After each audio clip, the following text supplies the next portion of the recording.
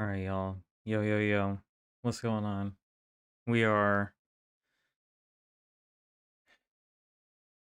Okay, hold on.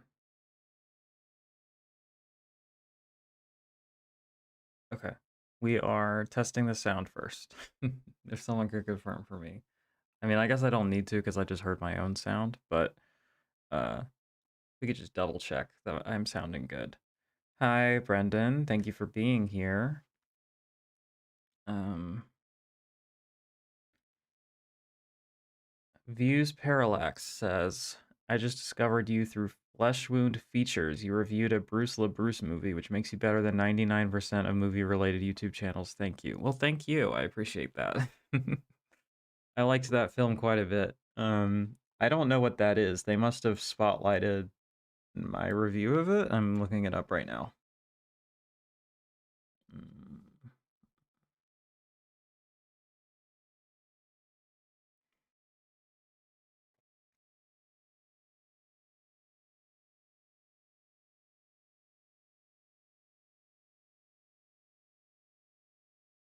Yeah, I don't know what this is. I guess it's a podcast, and I guess they mentioned me. I don't know. Views Parallax, if you're still here, if you could help me and link whatever it is you're talking about that you found my shit through, because that would be cool and appreciated. Um, all right, everybody. It is Vinegar Syndrome Day around here. I uploaded my yearly Vinegar Syndrome video, and now we're going to go through all the announcements and such. Um, it's just a YouTube collective. They praise your video on whether to get a VS subscription for 2026. Oh, got you. Okay, thank you. And then I guess you just saw my Bruce LaBruce review. Okay, got you. Well, thank you. I appreciate it. And thanks to them for the shout out. Um, that's cool. I appreciate that. People seem to really like those videos, and I work hard on them, so I'm glad that they help people. I think my lights need to be higher. Does that look better? I feel like that's just too... That feels like too much, but I don't know. Maybe it's not. You know? It need to be, I think it's already set to cold. Ah, that's definitely too bright. I don't know. I don't know, man. We're working on it. Let's see. I forgot to reset my tip goal for this month, but we can just call it the goal for January as well, because it's not much different. Adjust this a little bit. And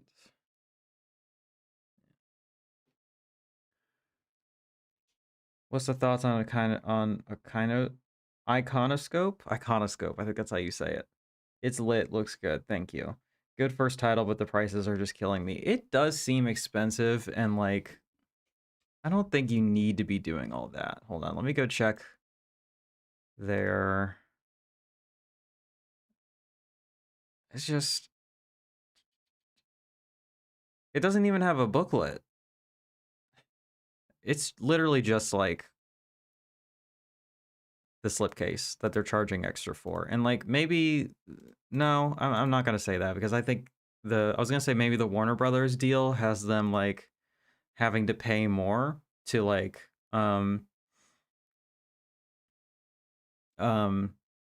license stuff out, so the stuff under that license will be more expensive, but like that would be true across the board. So I guess we'll have to wait and see on that, but I don't like my lighting. Sorry, y'all. I feel like the Don't Be Afraid of the Dark Blu-ray from Warner Archive suffices. I think so too. I haven't seen it yet, but I do have that Blu-ray, and I just don't feel compelled to upgrade it at all. Probably because I haven't watched it yet. But, you know. I don't know. I feel like it's probably fine. I'm doing this. It feels too bright the other way. They have weird packaging too. It's a VSA hard case over another slip. Wait, what? I thought I saw that. Oh my god, dude. Is that why it's more expensive? Because they had to make these custom slipcover. Like, you guys, you don't have to invent new technology every time, you know? Um,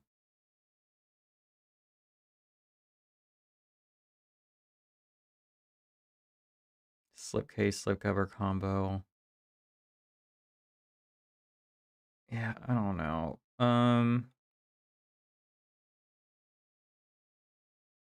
Commentary with Amanda Reyes. That would be the reason to get it, honestly.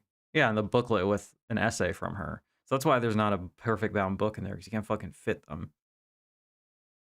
Okay, so I'm guessing this line is going to have hella high prices because of the fancy fucking um new packaging or whatever.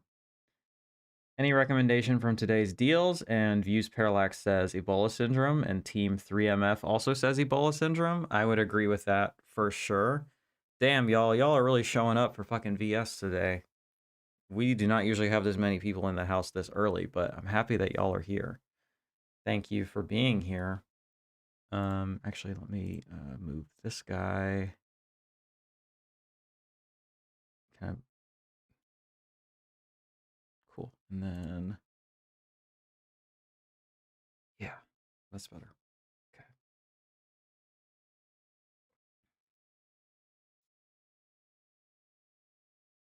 I mean, whatever. Ideally, it would be over there, but whatever. Hi, Val. Thank you. um, your video today made me look back and realize how much just waiting for sales is honestly worth it. Um, so little from mainline versus sells out. I'm gonna play the waiting game this year. Yeah, yeah. I mean, like, how much do you love slipcovers? You know, because like that fucking the film movement one, the Western, the Italian Western, that sold out in like 10 minutes.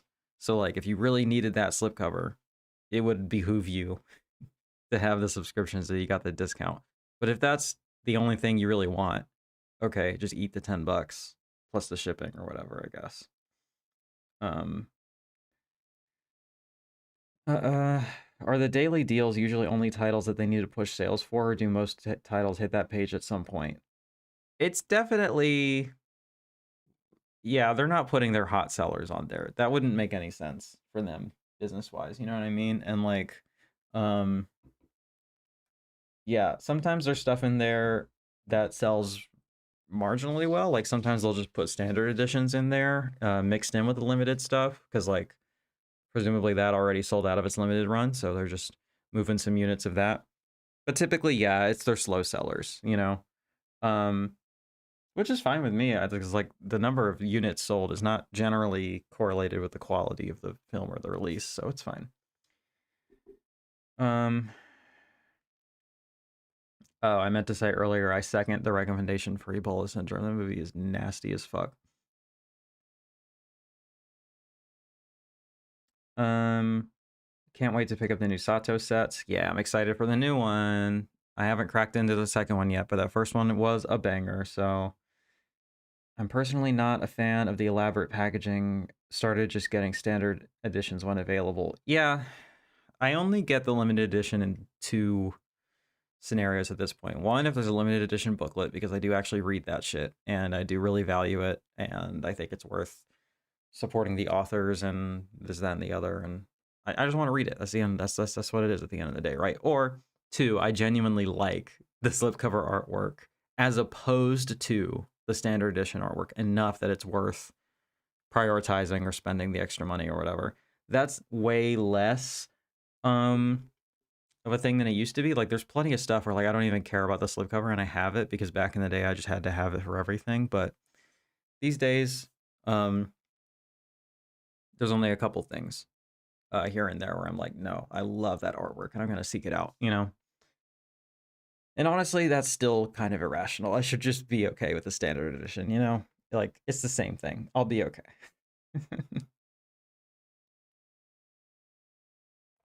um, but yes, I kind of resent the elaborate packaging, and the one on this here is kind of maybe the most egregious they've done so far. Like who like It's the same artwork for the standard edition, and it's how much cheaper? Oh, thanks for subscribing. Shout out, Jim.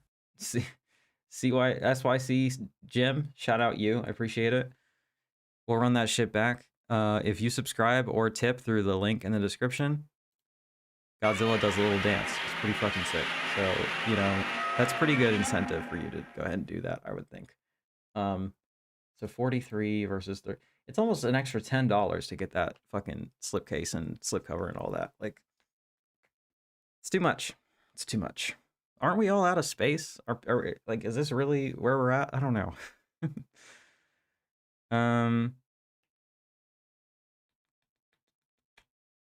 Supposedly the release tomorrow will be a Boris Karloff black and white TV series. That would be cool. If they were putting out entire TV shows, I guess that's probably what they will be doing. That would be pretty sick. Don't love no VSA this sale. You mean like all the VSAs that are in the daily deals you're not a fan of? Is that what you mean? Arrow sale at Barnes & Noble starts tomorrow. Dude, they're always doing a fucking Arrow sale. Not to poop on anyone's parade, but like, yeah. The Veil is tomorrow. Is that the TV series? The Veil TV show. Yeah. So that's the rumor. 12 episodes hosted by Karloff, anthology. This would be really cool. I would actually like fuck with this heavy. Oh, they aren't announcing a new one. Oh, you mean No Love 2 VSA this sale. I got you. Yeah.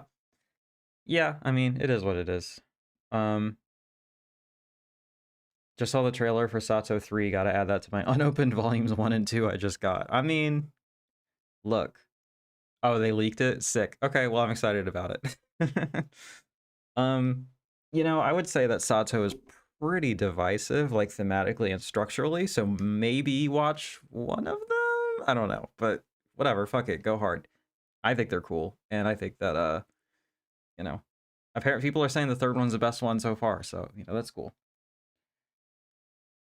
I've grabbed Sato 3 today. The film selections for this one are the best yet. Yeah, I'm excited about that, if that's what you're saying. That's pretty cool. I haven't opened up my volume 2 yet, but I'm really excited about it. I just have a lot of irons in the fire at the moment, and I need to get to the November slate for Punk Vacation, because that's a lot. Have you seen these newer imprint releases that are the size of cereal boxes? I mean, not in person, but it's getting to be a bit much. Like, it is what it is, but you know, it that's what sells, that's what people like, I guess, but it's a lot, you know. If they were like the same weight as a cereal box too, that would be another thing, but they're fucking weighty, you know. Imprint has always been a bit much. That's just true. I shouldn't say these things because I'm trying to get commissions, you know what I'm saying? I'm trying to get gigs. Imprint hire me to write an essay, but like, yeah, sometimes they do feel a little bit gimmick heavy or overpriced, which, you know, sometimes they have to release the same thing that's been released 3 or 4 other times and you have to stand out. So I get it, you know. I feel bad for them for that fucking Halloween debacle, man. That shit was rough.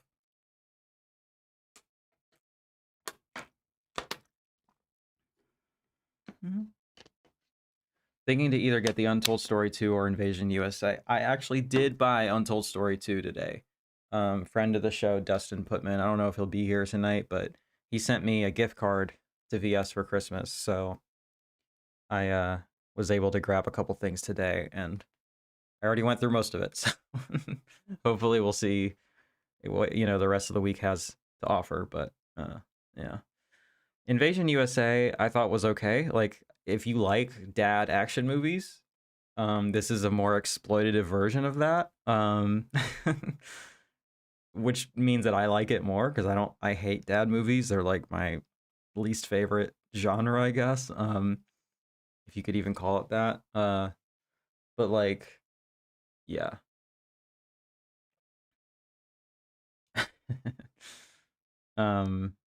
But you know, it's okay. I really didn't think I was gonna like it, and I thought it was decent.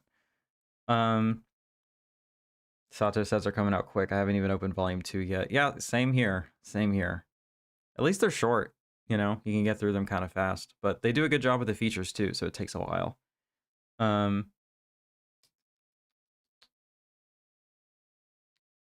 Leaked on one of the pages. Well, I mean, that's exciting. I wonder how much that's going to cost. I guess it depends on how many discs are in there and how fucking crazy they decide to go with the packaging. Write them an essay on performative packaging? I mean, maybe. Depending on the film, I could tie it to that, you know? Untold Story 2 is great, but not enough Anthony Wong craziness.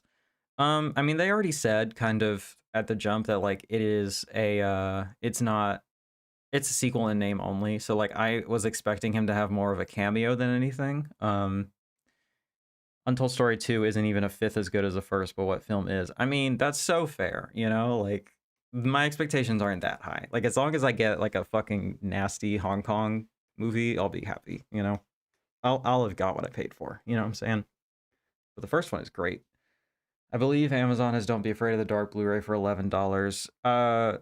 They would have the Warner Archive version of it, which is the one that I have, and there's nothing wrong with it. It's just gonna have less features and not have the fancy packaging. I'll buy Untold Story then. I mean, I went ahead and prioritized it because it's a VSA, so it's not guaranteed to get a standard edition, and it's the type of stuff that I like, and it has a commentary from the GOAT, Sam Deegan, so. I wish the Anthony Wong starring cat flick Daughter of Darkness would get a nice release, plus Eternal Evil of Asia. I don't know those ones, but that sounds pretty sick. I would be into that. The Biro from Unearthed Films said Eternal Evil is never happening. Well, do you know why? Is it elements? Is it rights? Is it content? What's going on there? Yeah, let's go ahead and pull up the deals real quick. Hop over here.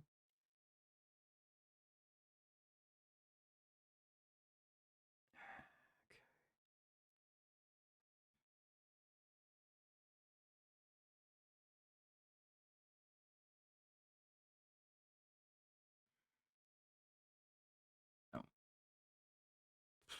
Whoops. We're good. Okay. Company went bankrupt that owned the rights. I mean, I would imagine that at some point those would just go to someone else, right? Like, how does that work legally speaking? Like, they don't have it forever, right? If they're like out of business or dead. Biro says a lot. He sure does.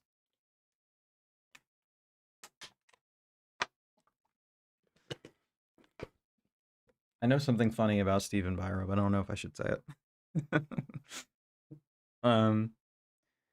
Both of those are amazing, Daughter and Eternal Evil. Maybe we'll get one of those in July for Made in Hong Kong Volume 3. I mean, that would be sick. Honestly, Made in Hong Kong Volume 2 was the only thing that made me think about subscribing for like a second, because I loved that first set so much. And I want the booklet, and I think the movies are going to be sick. So, you should say it. Okay. All right. All right. You twist my arm. When I was co-hosting Shelf Shock, I saw the emails that would come in, and he was on the list of the creators committee for like voting, and he was like, I don't watch any Blu-rays other than Unearthed Films. And then, but the thing that I wanted to say is that his email signature is what was it? Death and Dismemberment. Instead of like yours truly or signed or from, it's Death and Dismemberment, Stephen Biro. I thought that was so funny. I say this lovingly because I think that that's kind of sick, honestly. I admire that commitment to the bit. You know what I'm saying? All right. Let's take a look. Val, I thought you would appreciate that. We got deals. Can I zoom out a little bit? I might have been a little, just a touch obnoxious with the zooming on this.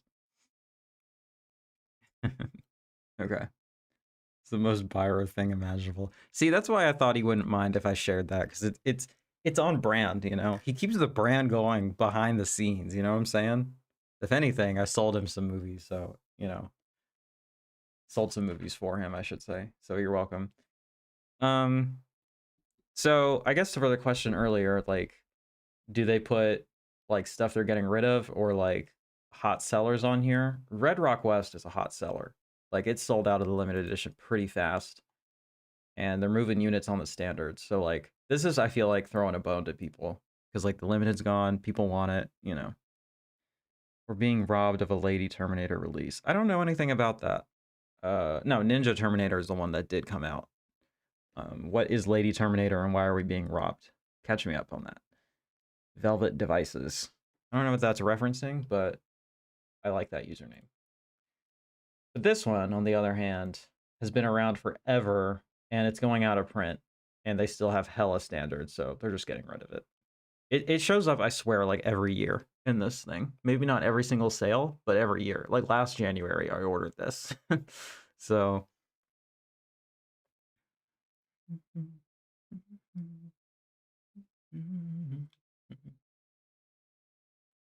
For those of you who care, cat update.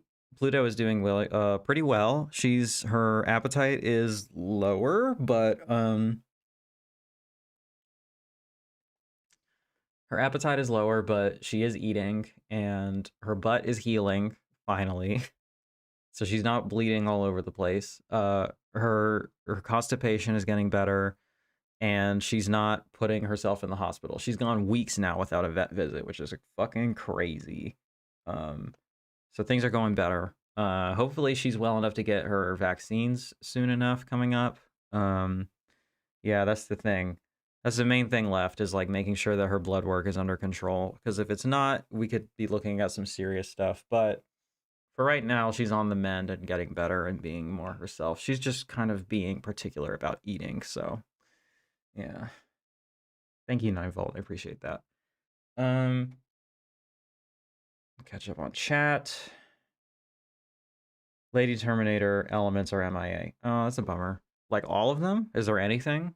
Like I mean, I know VS won't do it necessarily. They'll wait a long time before they put out like release prints of anything, but like, you know, someone else might. You know what I'm saying? Byro's a weirdo, but God love him. Yeah, he is kind of a weird guy, you know?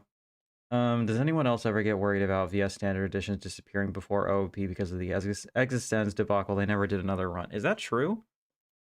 I just assumed that they were, yeah, still sold out. That they were behind on pressings.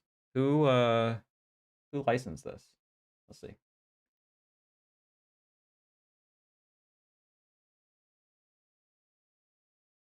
That is a bummer. I mean, it isn't like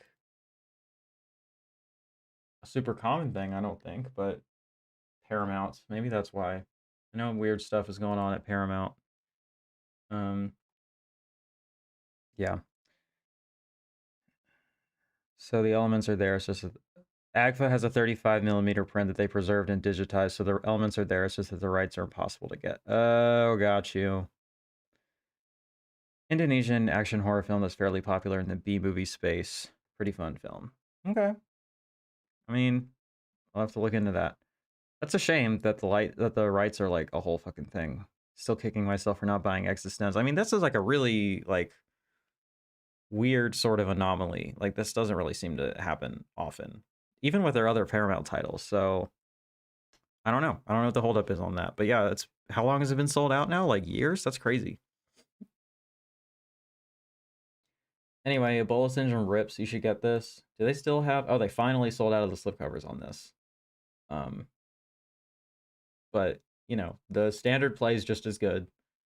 Same artwork. Get the standard edition. It's a good movie. Transfer looks great. Yeah, Sam Deegan commentary on there. The whole nine. You know what it is. Daryl, I don't know. I need to watch these things before I commit to the whole ass fucking box. You know what I'm saying? Like, it's a whole thing. um, so that Invasion USA, like, it's fine if it's your kind of thing. We're down to the last 1,000 of these guys, so you know, I don't know that it'll sell out today, but it's something. This one is getting kind of low because it's like what, 5,000 units. And we're down to the last 500 or so. So Getting there. It's got nice artwork. I haven't heard too much about it in terms of like people saying it's like a must get or anything like that. So, and then Untold Story 2, I did buy this. I did. I did buy this. I must confess. And it looks like it wasn't even moving that many units, but I do just want to watch it. Just a pretty good reason to buy something, I think. I should be careful scrolling through these pictures. God knows what's in there. I grabbed Godmonster of Indian Flats and the Kawasi set with Sato. Those are good picks.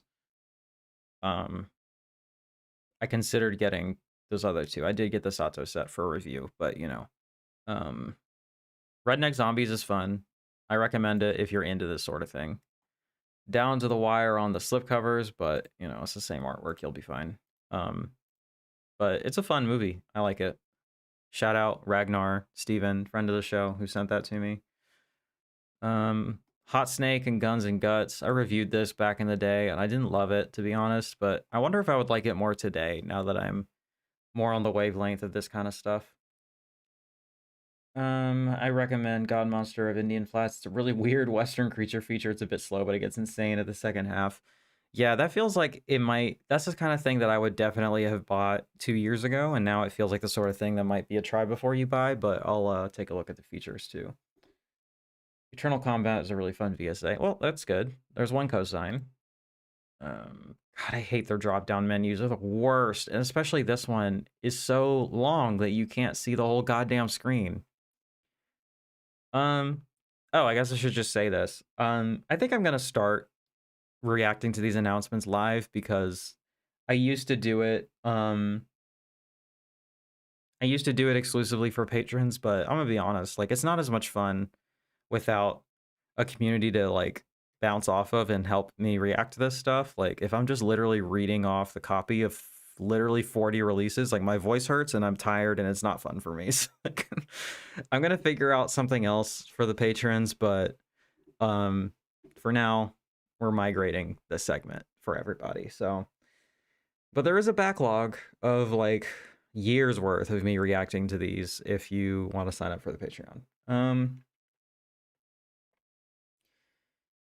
I'm wondering if I should wait on Tank Girl, Phantom of the Opera, and The Gambler. Tank Girl will be there for a while. All those will, except for maybe The Gambler. I agree that The Gambler is at risk of selling out fast, just because it is first time to Blu-ray. It seems to be getting a lot of hype, and it's also a fucking banger, amazing movie, but I think Tank Girl and Phantom are gonna, like, especially Phantom is gonna be around forever, because people don't like that movie. Vacation of Terror 1 and 2 rips. I highly recommend this. I'm a huge fan of Mexican B horror, and these are among the more fun ones. Very different vibes, the two of them, but they're both like very, very fun. The second one stars a Mexican pop singer. What is her name? I forget her name. Myra. No, Tatiana. Mexican pop icon Tatiana. She's actually very popular. I had not heard of her before this film, but she's very popular in Mexico. And the song that she sings in this is a fucking banger. So it's a good one. I recommend this. $17 for 2 films. 14 if you just, you know, go ahead and get the standard. Like, pretty good. I like those movies. Joyride. I think this is the one that I've heard really good things about, but I can't remember. Even at these discounts, I think the Cinematograph titles are just too expensive and too chunky to be taking risks on. But I also don't want to get the standard because then I'll miss the booklet. It's the worst, you know? But the standard is a reasonable price, so if you just like the movie, go for it. It looks like they're down to their last 1,000. Okay.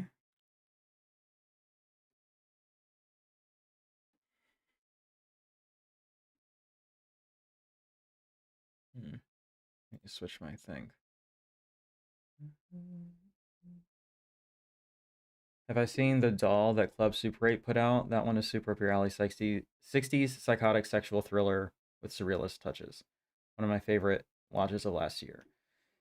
I have not seen that. When did they put... Because they haven't put it out here yet, right? Maybe in Sweden? I imagine it'll eventually come to their line here, and if it's hardcore enough, hopefully I'll get to review it.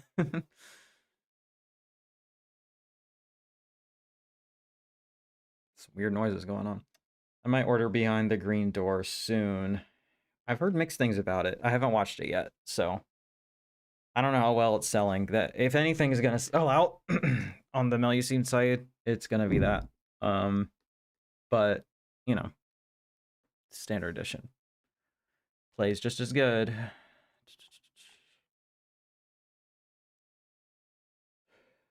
God Monster of Indian Flats. This is another one too where I'm like, the standard edition is fine. If anything, I kind of like the layout of the poster here better. It was a partner release 2 months ago, last month actually. Oh. Well, let's take a look. Aha, you're right. I have not seen this, but it looks really cool. Too bad this didn't end up on the Melusine site, or else I would have been able to order this and review it. Horror drama directed by the masterful Arne Mattsson with a screenplay by Lars Forssell, the Swedish. Oh, odd night watchman. Lundgren lives alone in an old building filled with strange tenants. He falls in love with a mannequin in the shop where he works and manages to steal it and bring it home. Lundgren begins to buy clothes, presents, believing that the doll is alive and talking to him. Neighbors become suspicious and react strongly to his sick inclinations. This is one that I'll probably check out on a sale later, and it works out for me because I actually think the standard edition artwork is way better. That poster is sick, so I'll put that one on the old to get eventually list. Thank you. Oh, I meant to look at the features on this. This looks so sick. Is a sheep monster? Like, come on, bro. I gotta at least watch this. Okay, 3 short films and another film. The Legend of Bigfoot. ACFO rules, dude. They're always putting hella stuff on there. I'm assuming that Ebola Syndrome might get a variant slip someday. I think that's a safe assumption. It's one of their more popular titles, but also I think the regular slip took a while to sell out, so I don't know. Strange Sightings, Just in Case Suppression of School Bus Fires, and White Gorilla. Can we watch this for a second? You believe in the monsters? I don't believe in the monster in the killer. Stupid adults believe in it. Yeah. These are good hot dogs. Everybody Kind of dog. Dum-Dum believes in monsters. Steven Thrower. I don't. Another joke. Dog. This is so sick.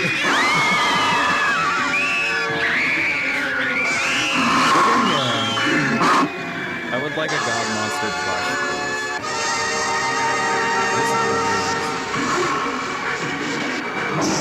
please. Could you all hear me? By the way, I was looking back and I think that my video capture stuff is too loud. So hold on, my screen capture. I'll turn that down a bit. But let me know how my sound was compared to that. Okay. But that's a good trailer. They're selling me. Fuck it. I'm gonna add it to the cart. We'll see what happens. We'll see what happens. If I get a $14 tip, I'll definitely order it. Donnie's Bar Mitzvah. I hated this movie. I really hated it. It might be going out of print. Let me double check. Because it's on like every like sale where they're trying to get rid of it. Or I might just be, I think I'm thinking of it because it took, okay, sick. Because it took forever for the slipcover to sell out. It was one of their oldest ones that was still straggling. I was only 17 of these. I really want this. But I dropped the ball and didn't get it during the last sale. Which sucks. Okay. I could still hear you. Good. Yeah, if they put out a God Monster plushie, I'll buy that shit. Apparently AGFO is putting out girl internet show this year. I don't know what that is, but it sounds fun. I hated this movie. I thought it was like extremely like gross, like childish, fucking teenage brain humor, like overly edgy and just kind of lame. I didn't like it, but I know a lot of people do. So you know, what? Who am I? Don't listen to me. You know, do what you gotta do. This one's really fun. Canadian Jalo. Look, it's fucking standard, exact same artwork. So go for that. Queen of Earth is the other one that I ordered. I went ahead and ordered this one. Because it was on the 13/13 deal. And this is one, like I said earlier, where like I am not even gonna front to you all right now. This was my favorite slipcover of last year. Like I think this artwork is so gorgeous. Like the standard is good too, but like goddamn, I just think this is so sick. And the movie sounds really good too. And as a commentary with Hari Neff on it, who is a woke based queen. Yo, Jeff, what's going on? Thanks for being here. It's a mixtape co-made by Jane Schoenbrunn. Oh shit. Fuck. Well, if they put that out, I'll have to order it. Like just straight up, I'm gonna order that. Shit. They can't be putting out stuff that I want too badly, or else I'm gonna have to actually order it. But yes, I've been eyeing this for a while. Oh, you're good. Some sort of mistake made. When you said that, I actually took that at face value because I know that they have regretted some of the stuff that they've made in the past. So I was like, oh, I wonder how they got the rights if that's the case, you know? And Jeff, you're good. You're allowed to be late. I'm late to everything in my life, so it's fine. Yeah, I don't know. The deals were really good today. I wanted this too, but it's still kind of maybe more than I should be paying for a blind buy. But I do like, yeah, this artwork is better. Like it's not even close, you know. Like this is fine, but goddamn, this is sick. This is hard. I know they were doing a shirt for this too. I would wear that. I'm a fan of Charles Pinion. I think he follows me on Instagram, so he's cool. But he makes insane, crazy, depraved fucking movies, so I'm into that. See, this is already so much more fun than doing this just by myself for 5 people to watch later.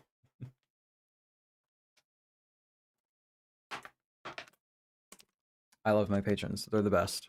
It's just like straight up the best goated fucking people on earth. But I will say, the exclusive videos that I do don't get a lot of views. So I feel like that's not why people pay for it. I don't know. I'm figuring it out.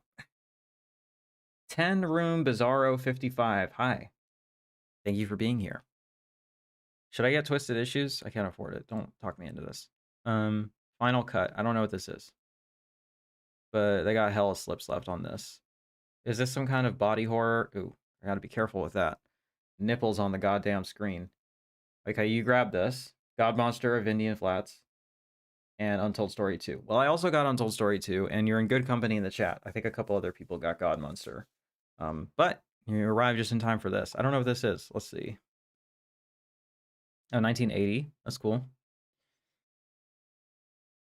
Is it because it's from the writer of Phantasm with an F? Are you just a fan of any Phantasm film?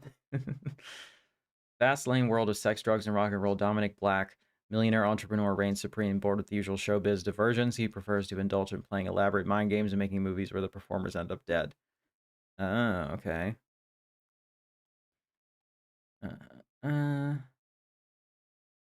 It's a TV movie. Oz Voyeurs. It's pretty good. Yeah, it looks cool. What does the standard look like? Is it gonna have titties on it? Is it gonna get me in trouble? God damn it. No, that actually looks really cool. I like that better, actually. I would want that instead.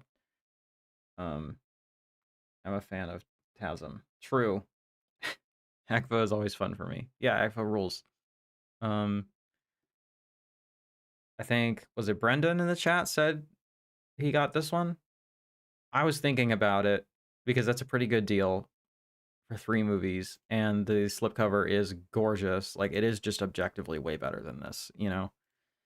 But I saw one of her newer films and I didn't think it was that great, honestly. I mean, it wasn't that it was bad. I was also in a very bad headspace when I watched it. I watched it the night of the election, and it is like an extremely slow, like drama. I just wasn't vibing with it. I gotta tell you, I was at max anxiety. It just wasn't happening. Um, got the standard of that. Nice. Gotta run. We'll catch the replay in the morning. Have a good evening, everyone. Thanks for being here, 9 Volt. Have a great night. I hope you had a good VS day. You also got sapiosexual. We're gonna get to that, but I'm strongly considering getting it. But yeah, we're down to the wire on this one. Not too many left. I don't know. Realistically, I'm not gonna watch these for years, so we'll just have to leave it. I've only seen a movie by her called Sweet Bean. It was very cute. Let me look up the one that I have seen.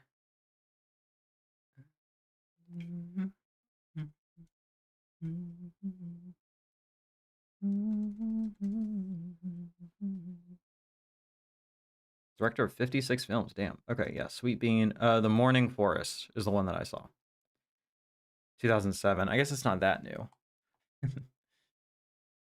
Yeah, it's older than these. Okay, so these are more contemporary films. Interesting. I had it flipped in my mind. Yeah, I don't know.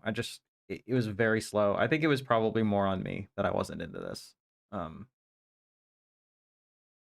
Sweet Bean. This looks cute.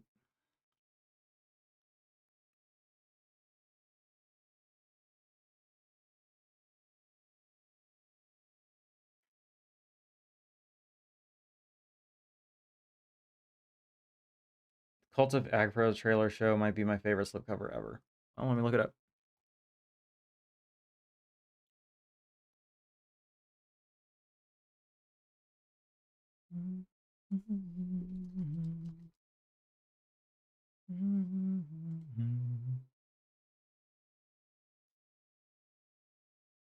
Yeah, it's pretty good.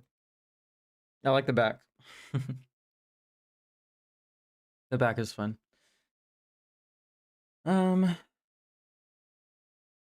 Automatons. Don't know what this is.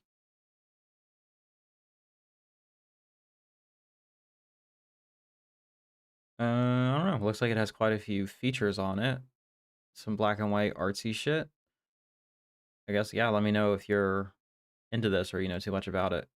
I like that too. This is how humanity dies. Yeah. Taming the Garden is one that they have been trying to get rid of forever.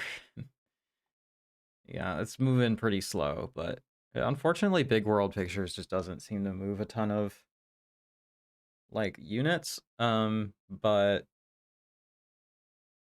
they're really cool. They do like really great films from like really underseen countries, so they're really admirable.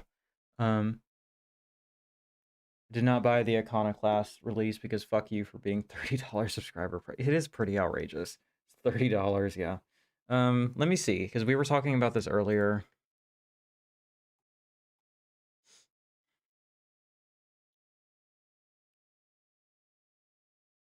So, I mean, 25, that's like kind of normal for like a 4K, right? Am I tripping? That seems on point or on brand or like accurate to what they usually cost, right? Um,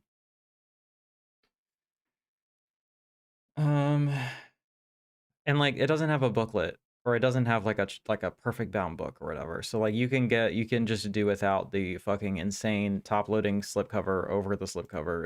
It's too much. And like what is that artwork really even doing? You know, it feels superfluous. That's just me. But I should watch this movie.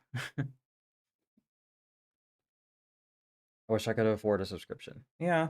Yeah, me too. Although it was kind of a bad thing for me to have.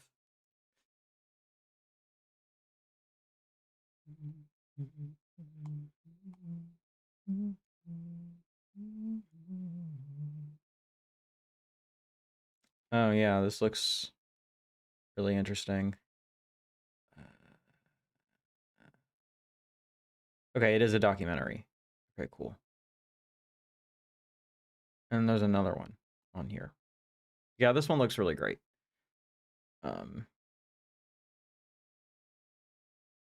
Yeah, I wouldn't need the slipcover on this. This is fine.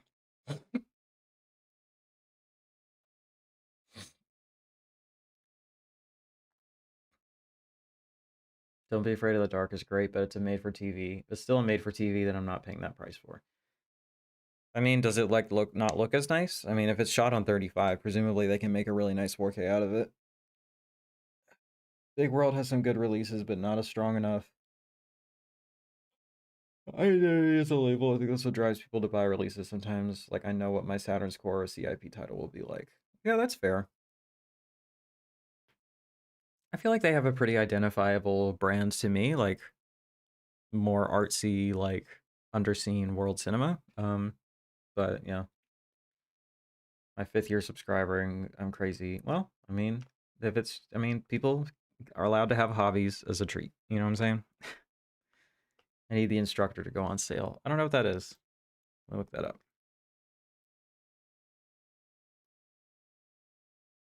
Oh, this guy. Okay.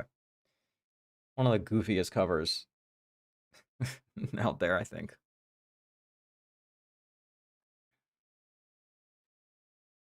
Totally Wired, 3 Thumbs by Nathan Silver. And then the back is kind of the same thing. I don't know. I like both of these. I would be happy either way.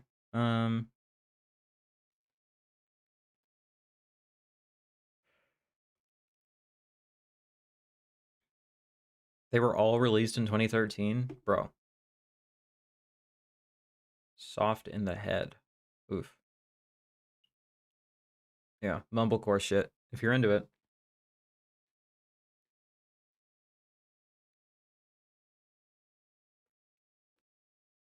Don't Be Afraid will look great in 4K, but just am not buying made for TV flicks from the 70s for that price. Totally get people buying it for nostalgia though.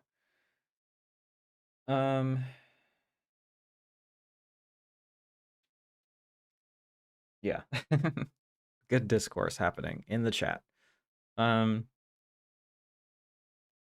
else we got? Oh, I forgot to talk about this one. Watch Them Come Blood. I really like the artwork on this. I think it's sick. And it doesn't say who did it, but it looks like the same as whoever does Twin Temple's artwork. Very much that vibe. ETR Media is not a label that I trust very much, but this looks cool. It's got hella features. So I don't know. Let me know if any of y'all recommend this. This is one where I kind of, even though it's the same artwork, I would want the slipcover because it looks better and it has the back, which I like.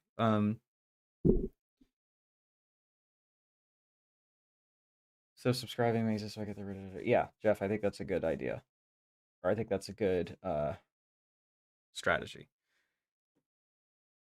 Waiting for Advka to put out the Blood trilogy. Yeah, I feel like it's got to happen, but wasn't it like a Kickstarter thing as well? So like it's not necessarily a guarantee. I don't know.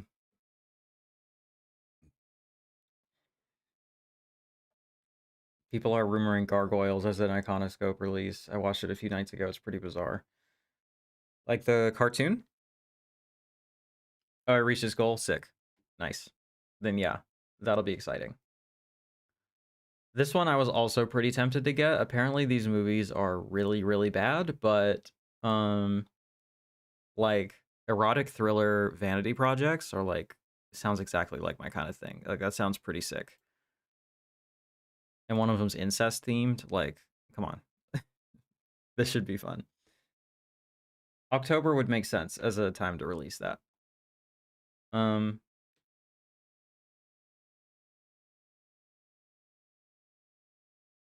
Audio commentary on both films. Sorry, y'all. I'm fucking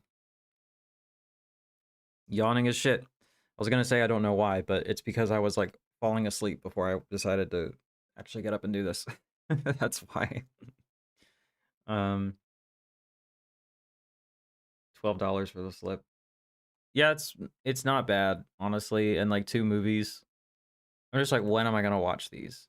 Honestly, I might be I might be more likely to watch some stupid shit like this than like a real movie, you know? Okay, I have the sticker in my cart. and the God Monster, and then sapiosexual. Yeah, I don't know. This is just too much like catnip for me, to be honest. And then the other Laurens and some merch, if you're into merch. I can put them on my Plex if you want. That would be sick, actually. Please do that. That would make my life easier. I would like to watch them. One of my friends is getting me the Iconoscope release. That's sweet. Good for you. I hope you enjoy it. Okay, what is this? Damn, y'all, I might have to go make some tea or something. All right. So same artwork, cheaper price. So that's pretty easy. But how many of these do we got left? Like hella ones of these left. Private detective forced to face the ghost of his past when his niece asked him to investigate her father's death. Okay. It's incredibly overpriced, but I'm not paying for it. I mean, hang on. Maybe I'll defend them for a second. Let me take a look at this. I mean, look. The 4K of the Gambler is 43. So like, I mean, that is also like ridiculous packaging, and you get like but not even like a book. You get like a booklet in it. So like, I don't know. And then what else? Tank Girl is 47. Like, oh, I'm looking at my prices, not the subscriber prices. Okay, so the subscriber price for this would be 35, and the subscriber price for this would be 31. Okay, yeah, it is a little bit overpriced. if we're keeping it honest here. To be factual.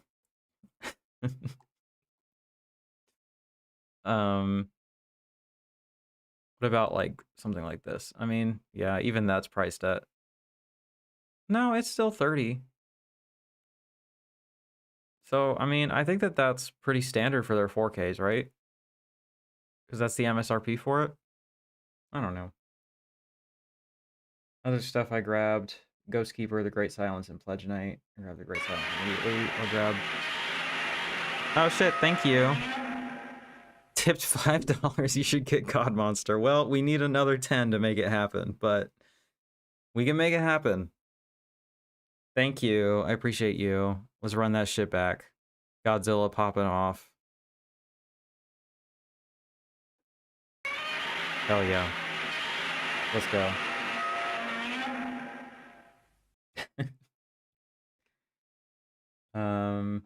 I'll grab Tank Girl in a sale because we know it'll end up there. Yeah. I mean, assuming it doesn't sell out this week, their VSUs tend to hang out for a while, you know? I kind of like this shirt. I just wish it wasn't this like extremely loud red. Like I like the other long sleeve shirt that they did. If I could find it.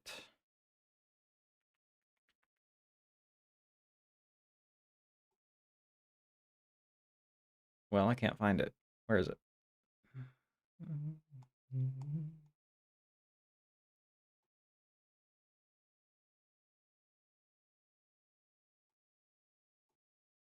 I don't think they had it this far back. Anyway, you know, the gray one. I really liked it. So, there's that.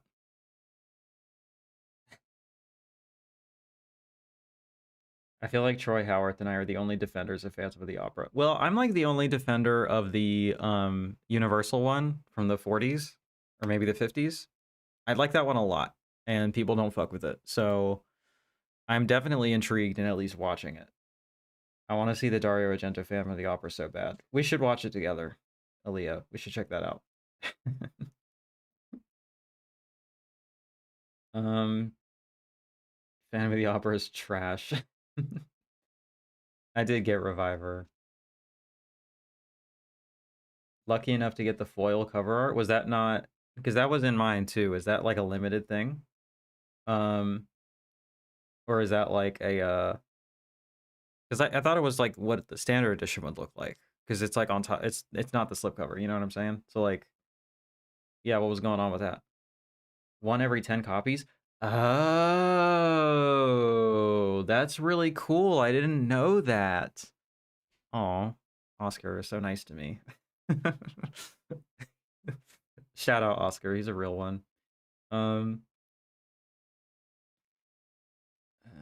I'd only recommend it if you're into that Lost Picture set. Well, I am, and I dedicated many hours of my life to covering it, so yeah. Oh, you didn't get it. I'm sorry. Yeah, I feel like it should go to the subscribers. Although I think they have enough subscribers that they couldn't actually like necessarily guarantee that. Because how many of these did they print? 3,000? Okay, yeah, they probably could have. Okay, so wait, only 300. So yeah, there's more subscribers than that. That probably would have ordered it. So I don't know.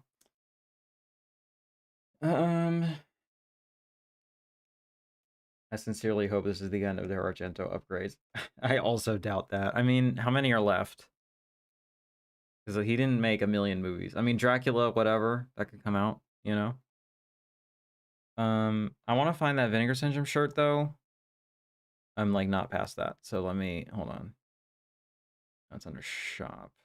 Clothing. Yes, this one.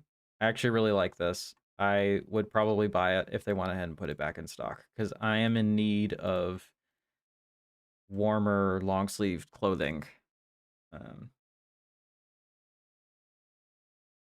I got Lost Picture during the Black Friday sale. That's actually how I found your channel. Nice. I love hearing how people find my videos, actually. That's always fun for me to hear. Especially when they stick around. I was at a pop-up recently, pretty fun. I've only been to one of theirs. It was at Maryland Death Fest 2022, I think.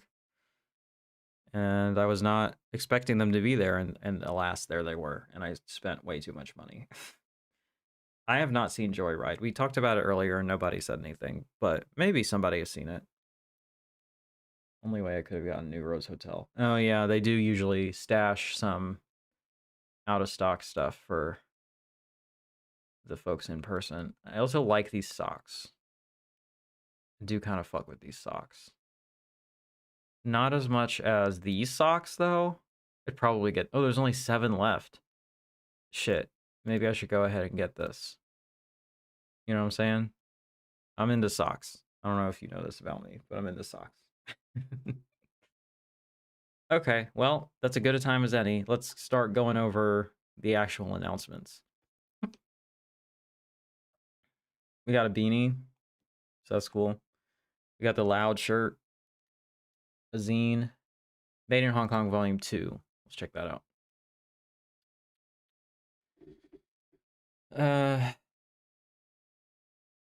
In New York City, in New York Chinatown, aka New York Chinatown Massacre, the rarest of these 3 films, production did indeed land in 1980s New York City, telling a tale of inter-triad conflict and betrayal in the streets of Manhattan's grimy Chinatown back when such filmmaking was still feasible for non-Hollywood production. Eye-popping street scenes of the legendary Deuce and its storied grindhouse cinemas, shot earlier in the 1980s, and action scenes as raw as the surroundings in which they were shot. Holy shit, my glasses are dirty. Starring Alan Tang, Melvin Wong, and directed by Stanley Wing Soo. Also features a screen debut of actor kickboxing champ Don the Dragon Wilson in his only Hong Kong production. New York Ninja. Hell yeah. Nice. The police drama takes on a new twist in Best of the Best from director Herman Yao from Ebola Syndrome. Second generation policeman D aims to be the proud super cop his troubled father was not. When working with his elite Flying Tigers unit, brings him into contact with Heidi. The spark between them is immediate and romance ensues, even in the face of Heidi's notorious father, cop-hating triage leader. He sounds okay. Meanwhile, oh, I actually have some of the spray stuff.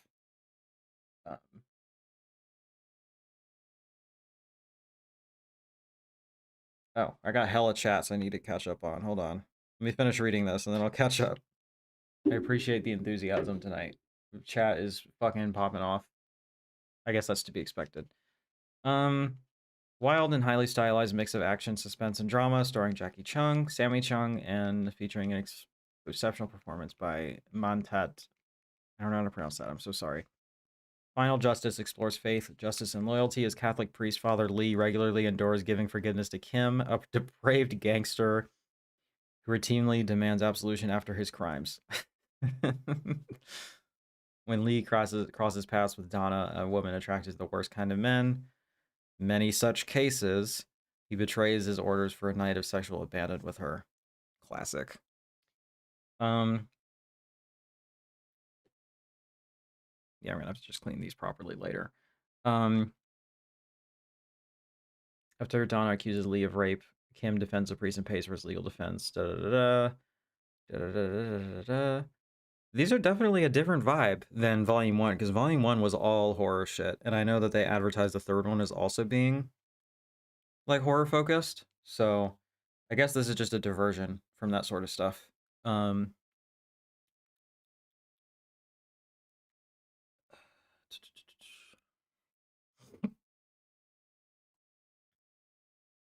Okay, what is on here? Book with essays from John Dixon, Travis Woods, and Sam Deegan.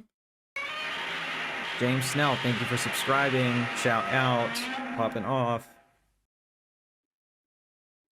Reminder that Godzilla will shriek and do a dance if you subscribe or tip. So, you know, run that shit back. Commentary. Extras. Commentary with Sam Deegan. New video essay from Erica Schultz. Shout out Erica Schultz. We love her. Commentary with Frank Zhang, another GOAT. Yeah, this looks like a slam dunk. I really would like to get this at some point. I hope it lasts until a sale, because I love this series. Okay, let me catch up. How much do I buy these days? I do Blu-ray updates still, like, live. Not a lot. Maybe, I mean, I keep track. I'll tell you how much money I've spent on Blu-rays in the past couple months.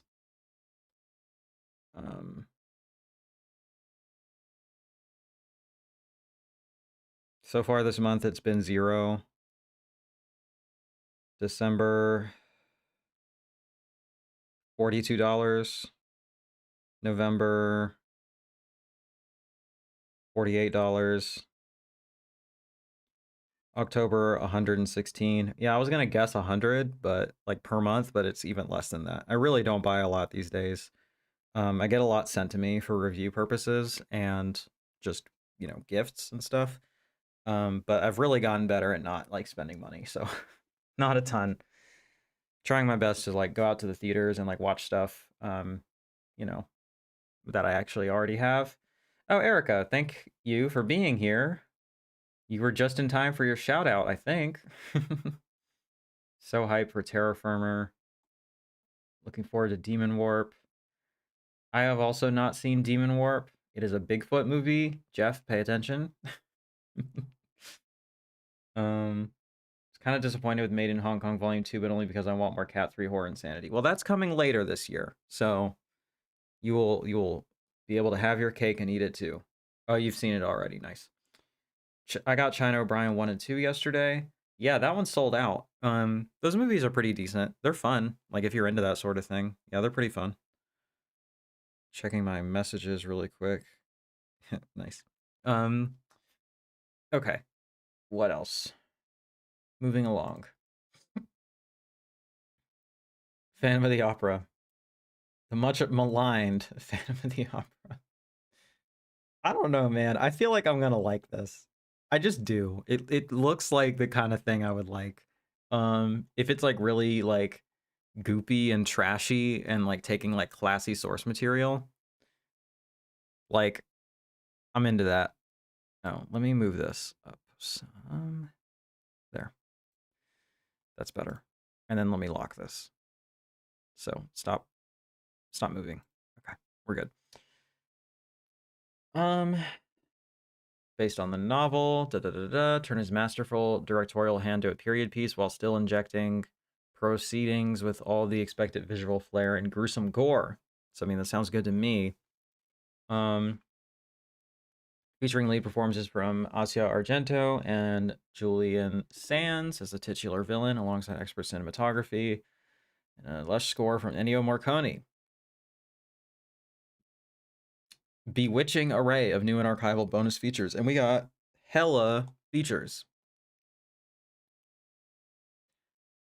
It's all interviews. I'm not the biggest interview person, but it's cool that that's all on there.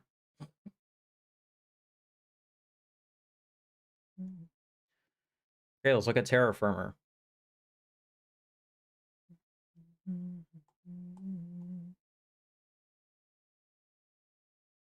It's a slipcase, of course. It's a slipcase. I like this.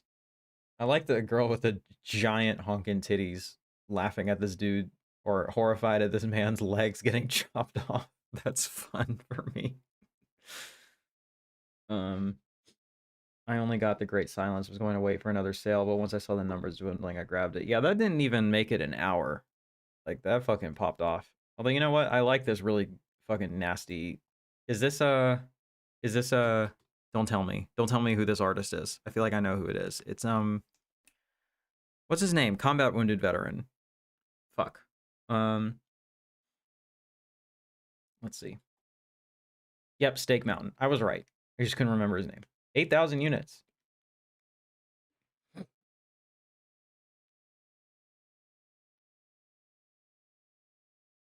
I watched the trailer for Phantom of the Opera and I do not understand the hate, honestly. I mean, you know, trailers can be deceiving, right? I think people hated Phantom because CG and it showed Argento had a sense of humor. Just my take. Maybe.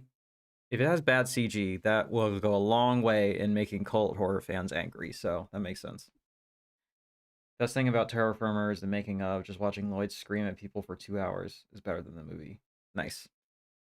We got hell people in here. Thank y'all for being here. I hate Phantom. I haven't watched it since I originally got it. It's just not good. Even though the music was good. Nice. Okay, Erica says, I did my 2025 math and like Celeste, only bought during sales and overall kept it under 200 for the year. I did cave and get The Great Silence this week, but that movie has been on my wish list forever. I must confess I'd never even heard of it before the other day, so I guess I need to check it out whenever it's back in stock, or, you know, on a Plex server or something, because it's a shame that, because that slipcover is beautiful, so it's a shame that it sold out so fast, but under 200 is pretty good. I'm pretty sure I spent more than that for the year, but I did just keep it to sales. I might have spent 700 on VS last year. Okay, well, hold on. Since we're all sharing, since we're all oversharing tonight, let's find out how much I spent in the calendar year of our Lord 2025 on vinegarsyndrome.com. I have to make sure I'm not counting being unemployed helped. Yeah, that is also what happened to me. I'm just underemployed now and I can't afford any of this shit, but little bursts of cash here and there. And I'm also not as good with money as I used to be. Okay, I guess I'll count this. I got the dog bowl for Val, and that's like the most expensive thing that I bought all year on this website. But I guess I'll go ahead and count merch too. It's 20 plus. Let's see. Fucking Christ. Okay, hold on.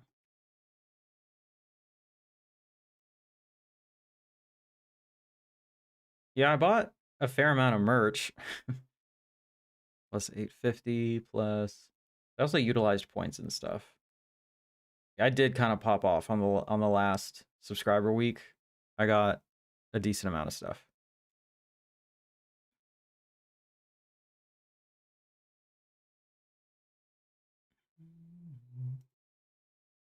Will I make it to under 200, or will Erica be the better person? I guess we'll see.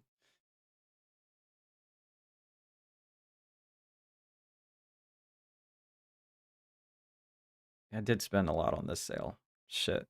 what was I doing to be able to afford this?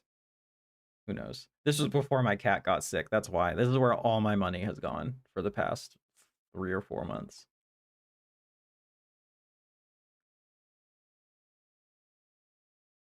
It's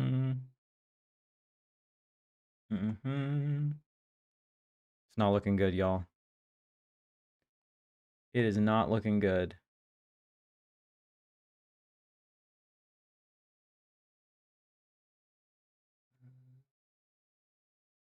Okay, last one. Let's order. Nope. $354 is what I spent on Vinegar Syndrome all last year. That's more than I thought it would be, to be honest, but that's still not I mean, we're talking about what I used to spend. Like, I would have spent that in a month in 2023 or 4 probably. Like, it got really bad. Oh, I'm glad, Val. I'm glad you like it so much. Have you used it yet? Is it good for its purpose? It is the most expensive thing I bought on the website all year, but it was worth it. Um uh, uh, uh, yeah. I'm certainly not spending as much now. Yeah. And like all the stuff I bought, I would have maybe saved $12 on shipping, you know? Like it isn't that much. That's really it. I'm not saying how much I spent. I plead the fifth. Look, you do not have to. We're all just being foolish. Plan is to spend around 300 this year. I have a decent job now, but God, I spent a lot of physical media last year. That's a fucking vibe, dude. It is what it is. 350 is awesome. You should be proud of that. Thank you. I am proud of that. It's higher than I thought it was, but it's still, when you think about it, over the course of 12 months, that's like nothing compared to what I used to be spending. 200 is just impressive. To be fair, I would have spent more on a few titles, but was lucky enough to get contributor copies. That's true. That's true. I don't know what I would have actually spent my money on had I not been getting not contributor, but review copies from all the Melusine stuff.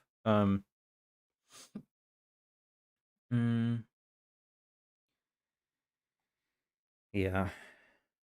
Erica, you have a job now, right? Like, you're good on that? I was concerned. Not that I don't believe in you, just that being unemployed sucks and everything is terrible right now.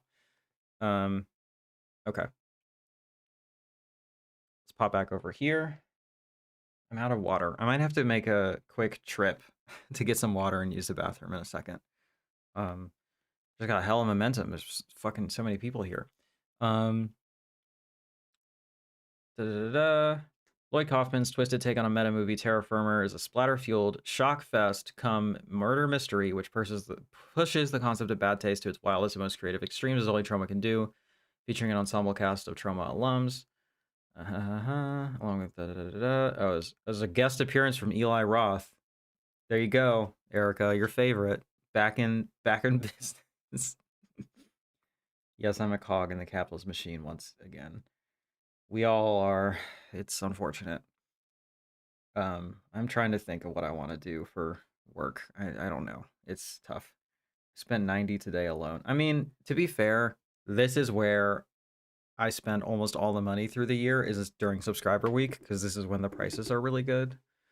And they're also like more quick, you know what I mean? Like they feel more like when everything's on sale, it's hard to triage, but when like 20 things are on sale and it's only for a day, you know. I mean, have you seen it, Erica? I don't know. People are saying it's good. Well, maybe not this person. Not really a fan of Terra Firma, but I'm a fan of 2 of the cast members. Guitarist of the Toilet Boys. Oh, and the singer from the Lunatics. I think I've listened to Lunatics. I've never heard of the Toilet Boys, but that's an awesome band name. I need to check that out. God damn, we got hella shit here. We got an essay by Heather Drain. Heather likes it. Okay.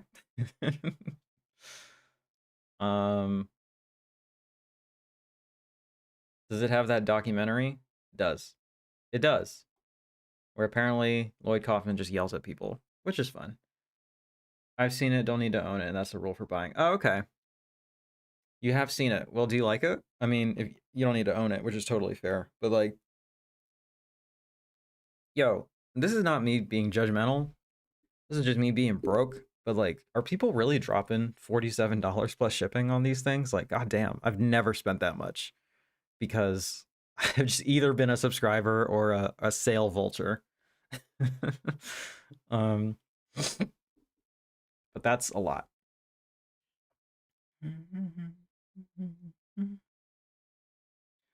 Tank Girl, I've heard that this is lesbian adjacent, so I'm into that.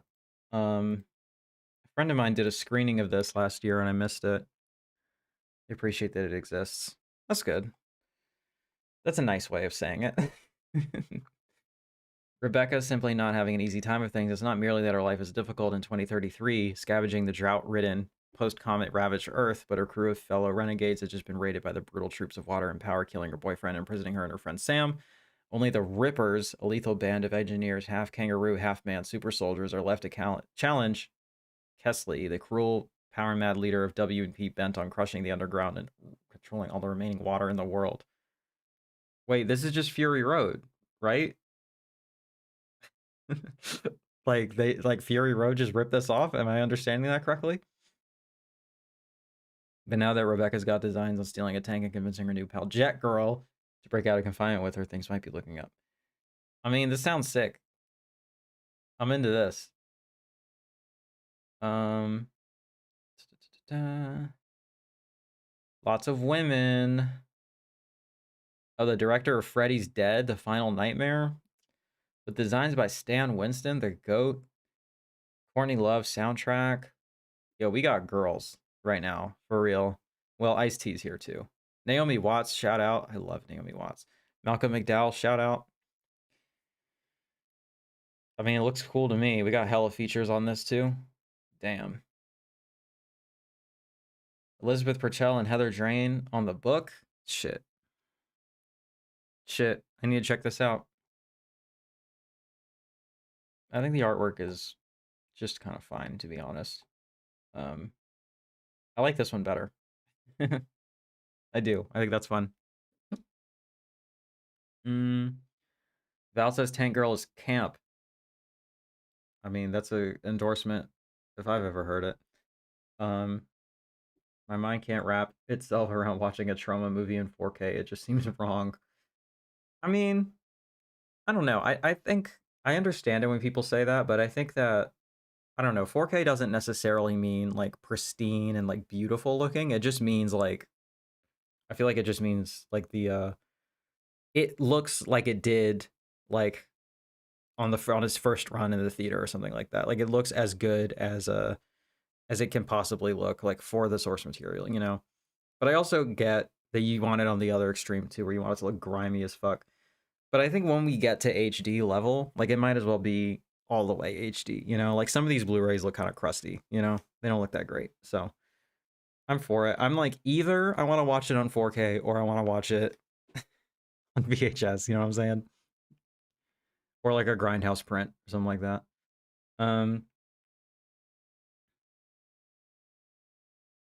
They had the Keep at one of them. Yeah, I got the Keep as a subscriber in that year, which was cool. Because I do like that movie a lot, actually. I want Tank Girl just because I love Rachel Talalay, who started out as a protege of John Waters. Okay. Great soundtrack, a lot of fun. And when I met Lori Petty, she was an absolute sweetheart. That's cute. You see the digitized blocks on a modern television with DVD. I don't get the appeal of that kind of grime. That's kind of what I'm saying. Like they don't look crusty like a print looks crusty. They look crusty like a DVD looks crusty, you know? It just doesn't work for me. Hi Ragnar, you got a shout out earlier. We were talking about redneck zombies. Thanks for being here. We're hanging out, doing the thing.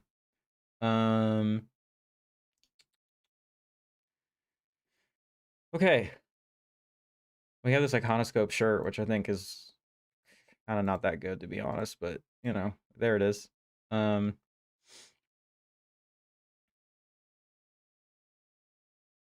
This has been the topic du jour tonight. Don't be afraid of the dark. People are saying it's overpriced. But I think I might defend it because like all the regular 4Ks with just the slipcover are a $60 MSRP. So I don't know. And if you don't want all the fancy bullshit, you can save $5. So But no, I haven't seen this yet. I need to see it. I was so happy to get Blonde Death with the slip during the Labor Day sale. Oh, nice. I got that when it first dropped because it sold out so fast and it like looked like it was going to be my thing, and it is. It's a perfect film. It's amazing. I saw the remake and was okay with it. We'll pick this up at some point on sale. Have you only seen the remake or do you just also like the remake? Because yeah, I have that Warner archive that has just been collecting dust for years and I need to watch it. When Sally inherits a beautiful Victorian mansion from her grandmother, she and her husband Alex waste no time moving in. During renovation, she comes across a mysterious locked study, despite pleas from the local handyman who insists she must leave things be. Sally finally happens upon the key. Inside, she discovers a reinforced fireplace that was sealed long ago, and the handyman insists she try not to open it. Soon after entering the room, Sally begins to see small and menacing creatures all over the house, but no one will believe her. Ooh, psychotic women joints. Nice. One of the most celebrated and beloved horror movie of the week telefilms of the 70s, helmed by master small screen director John Newland. Star Trek. Oh, Guillermo del Toro produced and co-wrote the remake. Okay. Evincing. What a great word. What a great word. An atmosphere of true doom, terrifying forced perspective, creature effects, and bold performances. Conoscope is proud to present it for its debut release, the 4K UHD premiere of this intensely creepy creature feature. Newly restored from a 4K scan of its OCN. I mean, they're selling me on it. Good thing I already have it. I really like this artwork. I will be so honest. I think the artwork is pretty sick. Commentary with Amanda Reyes. Locations feature and a booklet. I mean, it's not even that feature stacked, too, though, is the thing.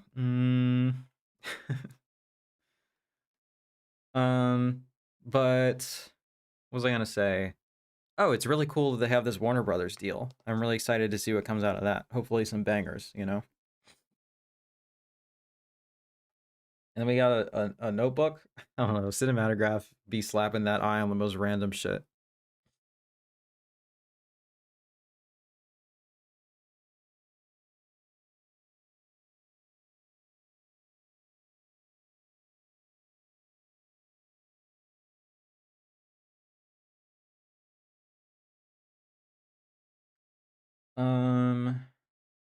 Catching up on chat. Recommendation from partner labels. She Came from the Woods. Not great, but good satire of 80s slashers. Watched this the other night. It was okay. I guess my main issue is they released made-for-TV movies before VSA and some other label, and they weren't this expensive. Granted, they weren't 4K, but much less. I mean, I think the VSUs are probably like what, 20, 22 bucks, and then this is 30. So I mean, when you think about the extra packaging and the format upgrade, I don't know. I guess I'm defending it. I can't believe the $30 candle.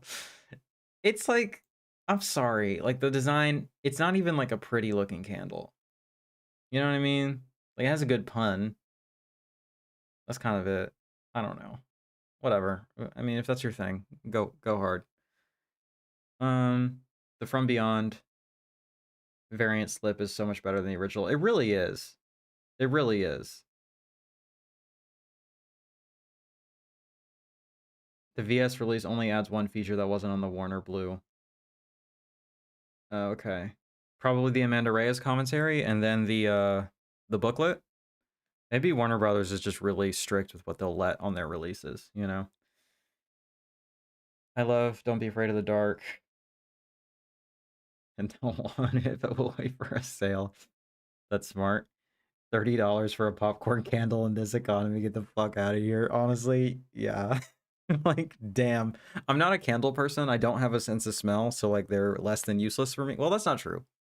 They got vibes, and I can send to the room for others or whatever, but you know.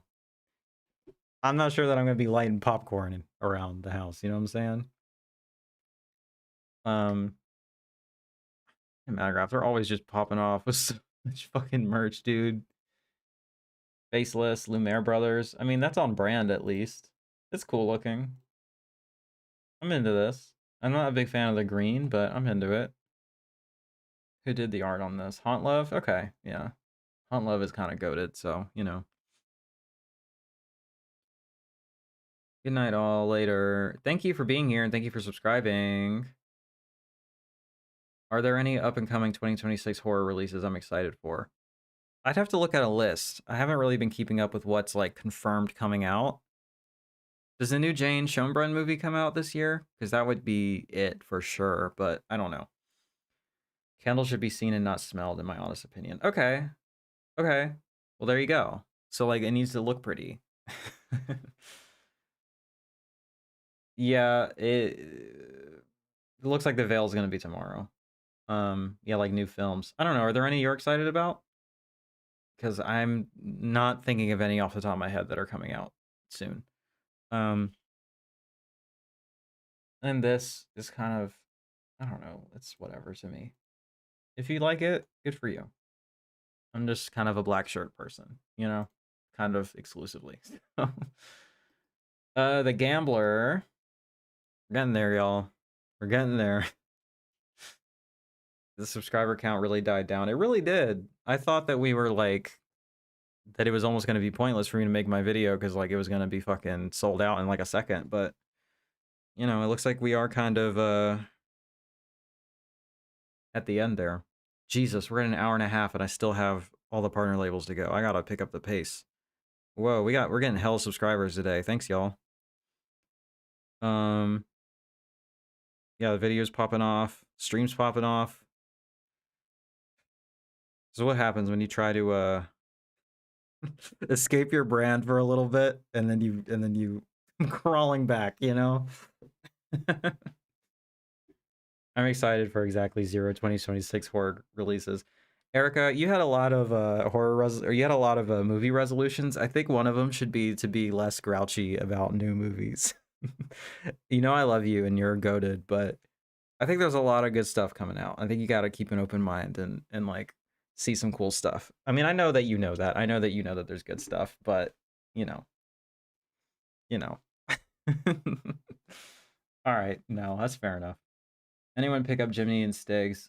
Jeff did. I certainly did it. One of my least favorite films of the year, but you know. Okay, I have the imprint version of this because I loved it so much when I saw it on the Criterion channel that I just had to order it from somewhere. I never ended up watching it, so I guess I could have waited. But I'm hoping that this sticks around for a sale or something. But I think it is getting pretty hyped, so we'll see. We'll see. Do I need it? Probably. I don't know. I'm too old to change my ways. No, you're not, Erica. That's how we accept death. Okay? That's how we die. All right? We have to always be changing and staying fresh and reinventing ourselves, and you know what I'm saying? Like you can't just let yourself walk into the sea and accept your fate. You know what I'm saying? We gotta be vampires about it.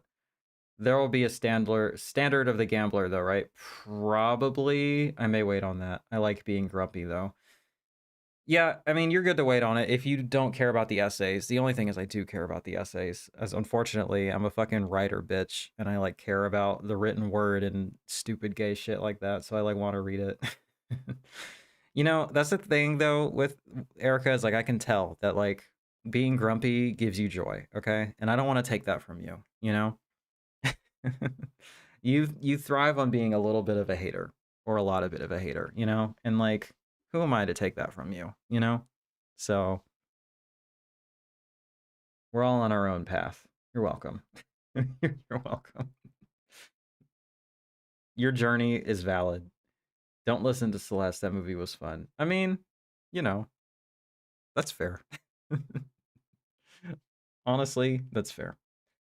New York City professor Axel Fried is in crippling debt due to gambling addiction. He owes over $40,000 to his bookie, Hips, who has mob connections and threatens violence against Axel if he doesn't pay his debts. Managing to borrow enough money from his mother to pay what he owes, Axel flees town with his girlfriend Billy for Las Vegas, which thrusts him back into the world of gambling, resulting in an anxiety-inducing spiral of unpaid debts, violence, and despair.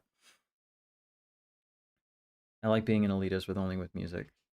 You are kind of a grumpy music elitist, Jeff. I'm. I don't know. I felt that's like how I was when I was like a teenager, and I feel so much more liberated not being an elitist about things. You know what I mean? Like just enjoying art at every level of coolness and relevancy and sort of like skill level, you know? Like, and I feel like what we're doing here, like appreciating stuff on the Vinegar Syndrome site, is like kind of part of that, you know? Because it's like very unpretentious, the type of stuff we're talking about, but we all love it, you know? And I think that that's cool. Speaking of writing, I need to. Oh shit! Thank you, Daddy Blood Fart. I appreciate you. $10. You are the best. It's good to see you back on YouTube. Thank you. That's really sweet of you, and I appreciate it. We made enough money to buy the God Monster of Indian Flats. So I'm gonna be getting the Cool Sheep movie, which is sick. Um, Jeff, don't kick me out of your scene. I'm fucking younger, right? And I'm like, my favorite black metal band is Cradle of Filth. Like, you know what I mean? Like, it's okay to just be lame and not be. It was Lamp of Murmur actually, but their last two records just weren't that good, honestly. So it is what it is. Um,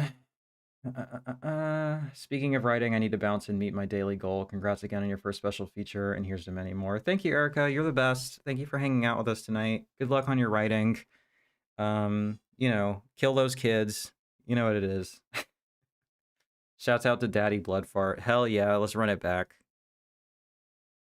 Thank you, you're the best. I will be pulling the trigger on that. And I'll get the cinematograph sticker too. I'm probably not gonna get sapiosexual and taboo. Maybe. I'll think about it. If somebody feels strongly about it, they can get it for me. Where is your writing available, or is it just that essay on Noriko's dinner table? For now, it is just that. But there's going to be more coming in the future. I already have stuff lined up. But my writing in general, I mean, I do writing on my Letterboxd account, which is in the description. I have considered starting a Substack because I do like to write. It's very cathartic and sort of, it's good. It's good for this. It's good for my spirit, you know. Asking because I appreciate that too as a journalist. Oh, you're a journalist, yo! Fucking, I'm always proud of how this channel appears to attract cool and smart people. I don't know. You know what I'm saying? I might have something to, I hope this, I like to think I might have something to do with that. But yeah, I also just do a lot of writing on my Instagram. I just kind of fire off hot takes, but like, I like to think that I put thought into the things that I say. So there's that too. I'm not an elitist, but I've been known to go off on people that don't get their facts right about movies, music, artists, and comic books. It brings out the nerd in me. It sounds like you're autistic. I say that with love. That's what it sounds like to me. It is what it is. I love black metal and Cradle of Filth too. I just, you know, it is what it is. Lamp of Murmur, Immortal. I don't know. I like a lot of black metal bands.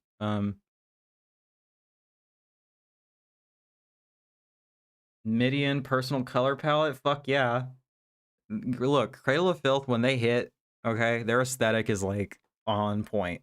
It's like perfect. It's like exactly what I like. And then sometimes it's lame as shit.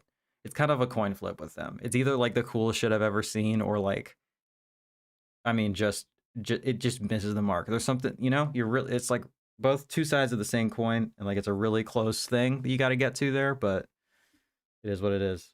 What do you think of Cradle of Fear? I haven't seen it yet, but I'm excited that it's getting a Blu-ray. It was announced recently. I think that that's cool. I learned a while ago I'd rather be happy than right. That's exactly right. You know what I'm saying? I'm a bump Attack Attack, okay? And I'm not even gonna give a shit. I'm gonna bump the Zootopia 2 soundtrack. I'm not gonna give a shit. Like, it's sick. It's awesome not giving a shit and just like liking what you like. I'm gonna fucking throw on Titanic and think it's the coolest shit, and then also Bergman, and then also fucking God Monster of Indian Flats. I try not to get, I think art pretentiousness is like a little bit fascistic, to be honest. And that's not me saying anybody here's a fascist, because I know people don't like it when I use that word, but like making value judgments that in like trying to be objective about what constitutes good art is like a large like tentpole of fascist ideology. So I don't know. I just try to find appreciation in everything. But you know what? Who am I to take away the joy of being a hater? You know, it is what it is, dude. Minion rips. Thank you, Val. Shout out Michael Haynes. Thanks for subscribing. We're getting hella subscribers today. I don't know if it's exactly from this stream or if people are just watching my video that went up today, but in any case.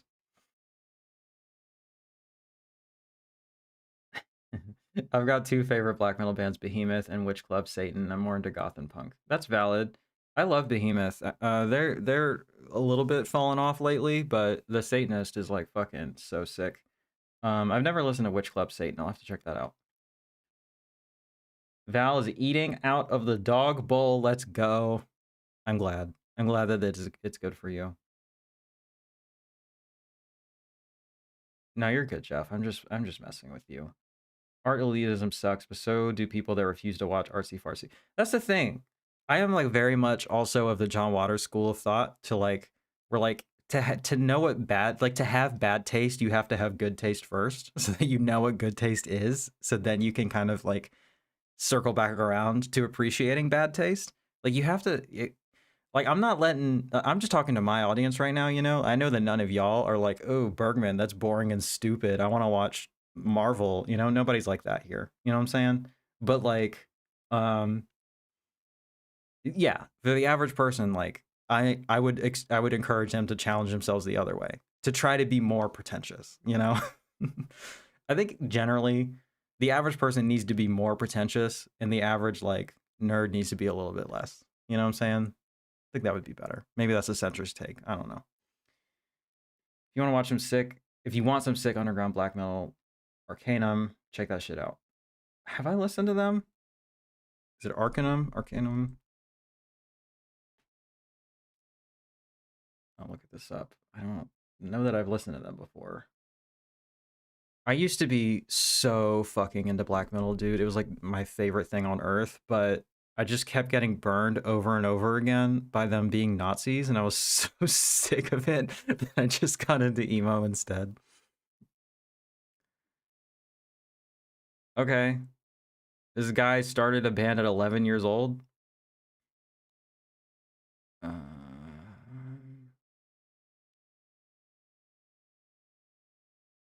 Arcanum's lyrics deal mainly with the worship of chaos as well as anti-cosmic Satanism. Okay, so like dissection shit.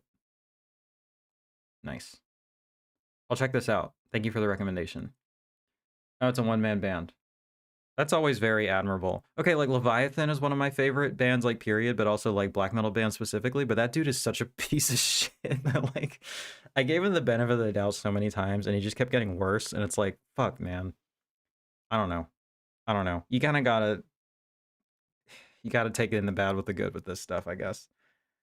Funeral Mist is another favorite black metal band, but that guy's sketchy too. But goddamn, that first album, Nothing Sounds Like It. It's so fucking good. I had something pop up recently on Apple Music and it was sick. Then I looked it up as Straight Nazis. What was the band? I just want to know. Because a lot of the like straight up Nazis don't last too long on the mainstream platforms, but some of them just get a pass for whatever reason. Dude, okay, Shining is another one of my favorite black metal bands. That's actually the craziest show I've ever been to in my life. Oh, Revenge, yeah. They're not great, but Revenge is good. They're definitely fascistic for sure. They're not like straight up Nazis in the way that like I don't know, Absurd is straight up Nazis, but like yeah, they're definitely not keeping it super subtle. But yeah, that shit it goes kind of crazy. Shining, yeah, that's the craziest shit I've ever seen live. That dude was slicing himself up on stage, and then he threw the knife into the crowd, and then people were slicing themselves up.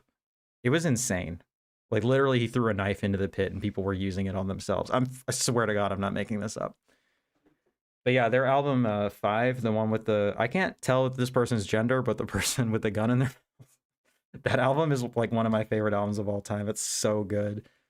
That's another band that hasn't really been popping off lately, but they've got some classic records. Cradle of Heaven. Hi. I always thought Revenge and Conqueror were veiled parody. I thought so too, but there's old interviews of that guy using the N-word and shit. It's not great. I used to be way too into this shit. I know too much about this stuff. Spent a lot of time on Is It Fash the musical. Sharing the same knife, so pre-COVID. I mean, this certainly wasn't sanitary at the time. Like, bro. I think those people, I'm gonna be brave and honest right now. I think those people would have done the exact same thing in 2020. You know what I'm saying? I watched Lord Worm from Cryptopsy feed people live worms. It doesn't surprise me. That's kind of sick. Like, that's not a very vegan thing of me to say, but that's kind of sick. I'm always looking for something crazy to happen at a show, you know? I want to watch some weird, real performance art shit, you know? I live for that stuff, to be honest. Okay. I do dig Shining's music, yeah. Yeah, I actually like them a lot. Fun fact, actually, when I saw Shining, I went with a couple friends of mine, and my friend always buys a record and hunts down the band members and asks them to sign it. And he was like, should I ask Kvarforth or Nicholas, whatever his name is, should I ask him to sign it? And I was like, I don't know, dude, that guy's kind of scary. I'm not gonna lie. And like, he just got done like eating out someone from the crowd. Like the person, like the girl, like went to go find. I swear to God, all this shit happened. The girl went to go find him because she was like grabbing his crotch and like putting it in her face the whole show and everything. Like, bro has groupies for real. And she like found him after the show and he like rolled his eyes and then like pulled her skirt up and like went down on her for a second and then like pushed her out of the way or something. It was fucking insane. And then yeah, so my friend was like, do I ask him to sign this? And I was like, he might stab you, so you know, it's up to you if you want to do that. And he was like, I'm gonna do it. And then he walked up and he looked more scared than I've ever seen him look. And he just like very like timidly asked him to sign the record. And dude, man, like grabbed my friend's head, like turned him around, then blew his nose on the record and then put it on his head and signed it and handed it back to him. It was disgusting, but it was on brand. And I was he actually did sign it. So I guess that was nice. Craziest concert I went to was, don't come at me for pronouncing this wrong. I don't know how to pronounce it, but Take, where the singer gave me the microphone for the cover of Gigi Allen's Die When You Die. I saw them at a tiny venue here years and years ago. They don't exist anymore. But that show was insane. Like, they were incredible.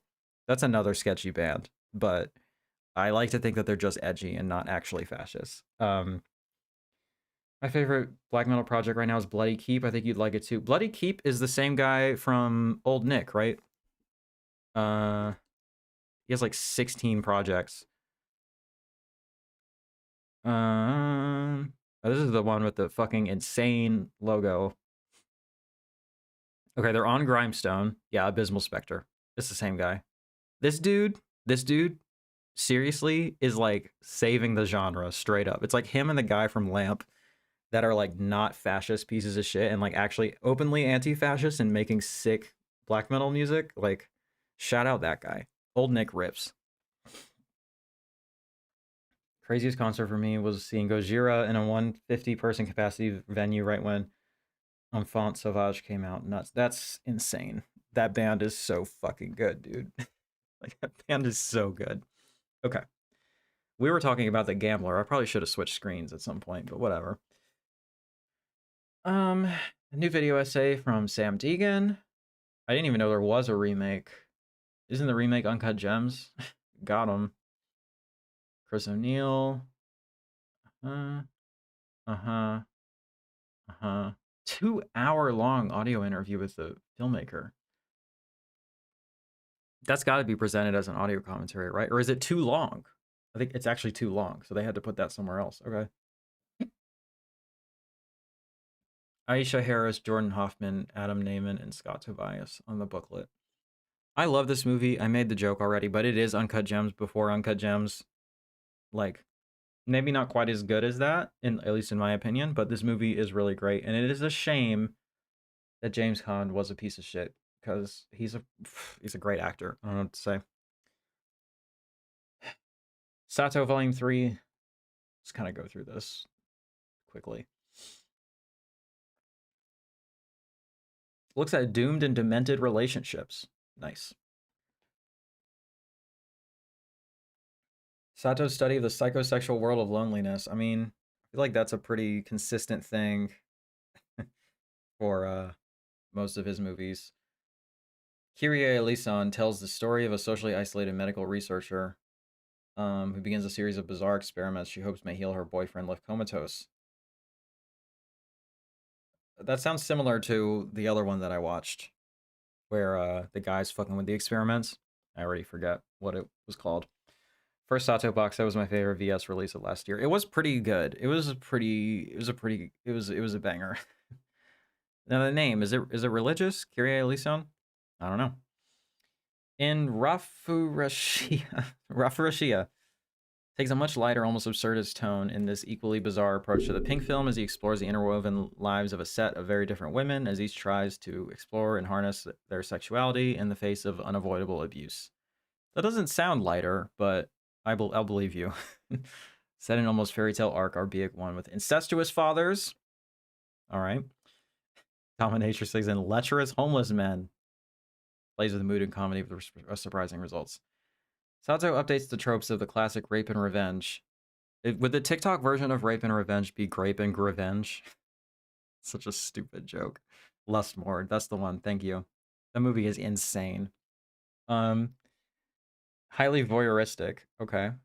I'm paying attention. Turtle vision. I mean, voyeuristic when you're talking about sex films. You know. A traumatized young woman grows into a cynical and vengeful adult, focusing her carnal and often bloodthirsty rage on the men who court her, dramatically photographed with exemplary use of Sato's fixation on video and TV monitors. Stories framed around a professional cameraman whose work takes him to shoot covert footage of sexual acts. Sounds like fun to me. Commentary track with Jasper Sharp. Commentary track with Pierce Conrad and James Marsh. Amber T. No Sam Deegan commentary this time, which is unfortunate. Dakota Newt, shout out. We love our gay fucking... the gay gang for depraved cinema. Check out Two in the Pink U podcast, for sure, for more of his work. Hard. All right. Yes, I'm excited about this. I wonder what this line is going to look like when they get away from this director, but guess we'll see when we see. All right, I'm going to come over here. We're going to go to Melusine. Have you seen any of the Nikatsu Roman porno releases from 88 Films? I have not. I would like to. I imagine that stuff is going to make its way over here eventually. Tank Girl VS is a real winner tonight, all-timer. I'm glad that you're excited about that. I'll have to check it out at some point.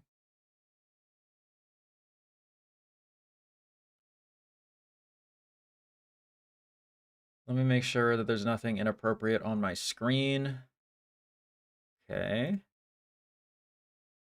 I think we're good. All right.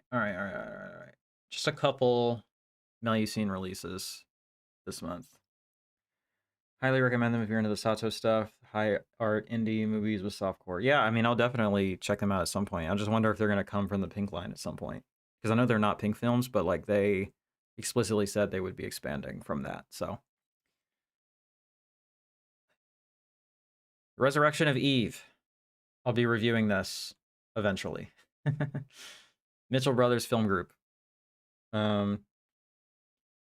With ocean waves crashing below, Eve sits by herself atop a cliff. Suddenly, a man approaches her. The man will change her life forever. Her memories of childhood torment slowly give way to the optimism of young adulthood and a chance at happiness with successful DJ Frank Paradise. What a name. Everything changes in a near-fatal instant when the car crash leaves Eve disfigured with her new face. While her new face emerges and her scars start to heal, she must now accept that those who seem to love her may not have had Eve's true desires and best interests in mind. Chains of conformity begin to strain as Eve learns the values of overcoming her deep-rooted guilt and repression. This does not sound like porn. This sounds like very thematically heavy stuff. So, I mean, I'm into that. Pointed commentary on race and women's liberation. Okay.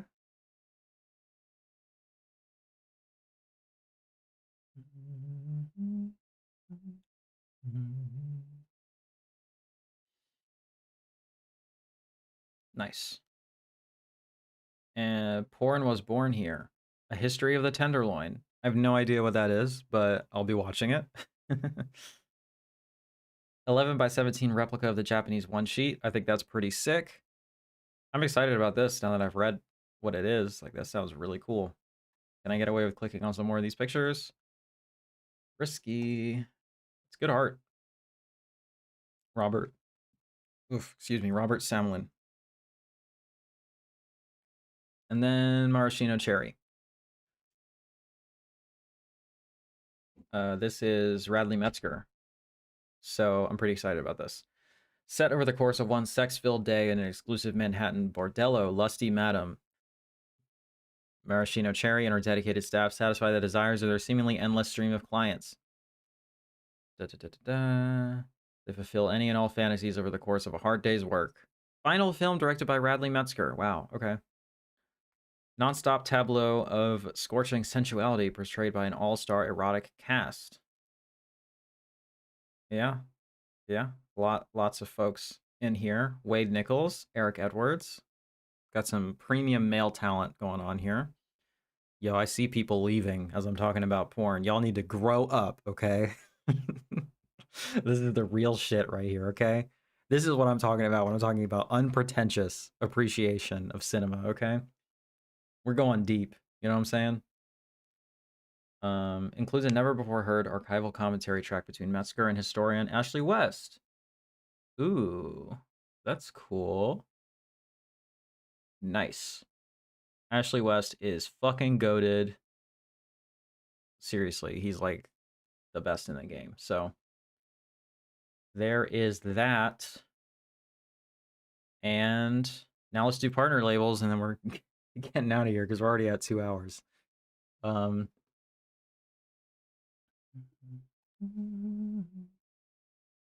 gonna go in reverse order so I can scroll up. Nope, not that. Stranger Eyes from Film Movement. Film Movement, as always, is putting out like 27 releases a month. I think I like the standard edition artwork better.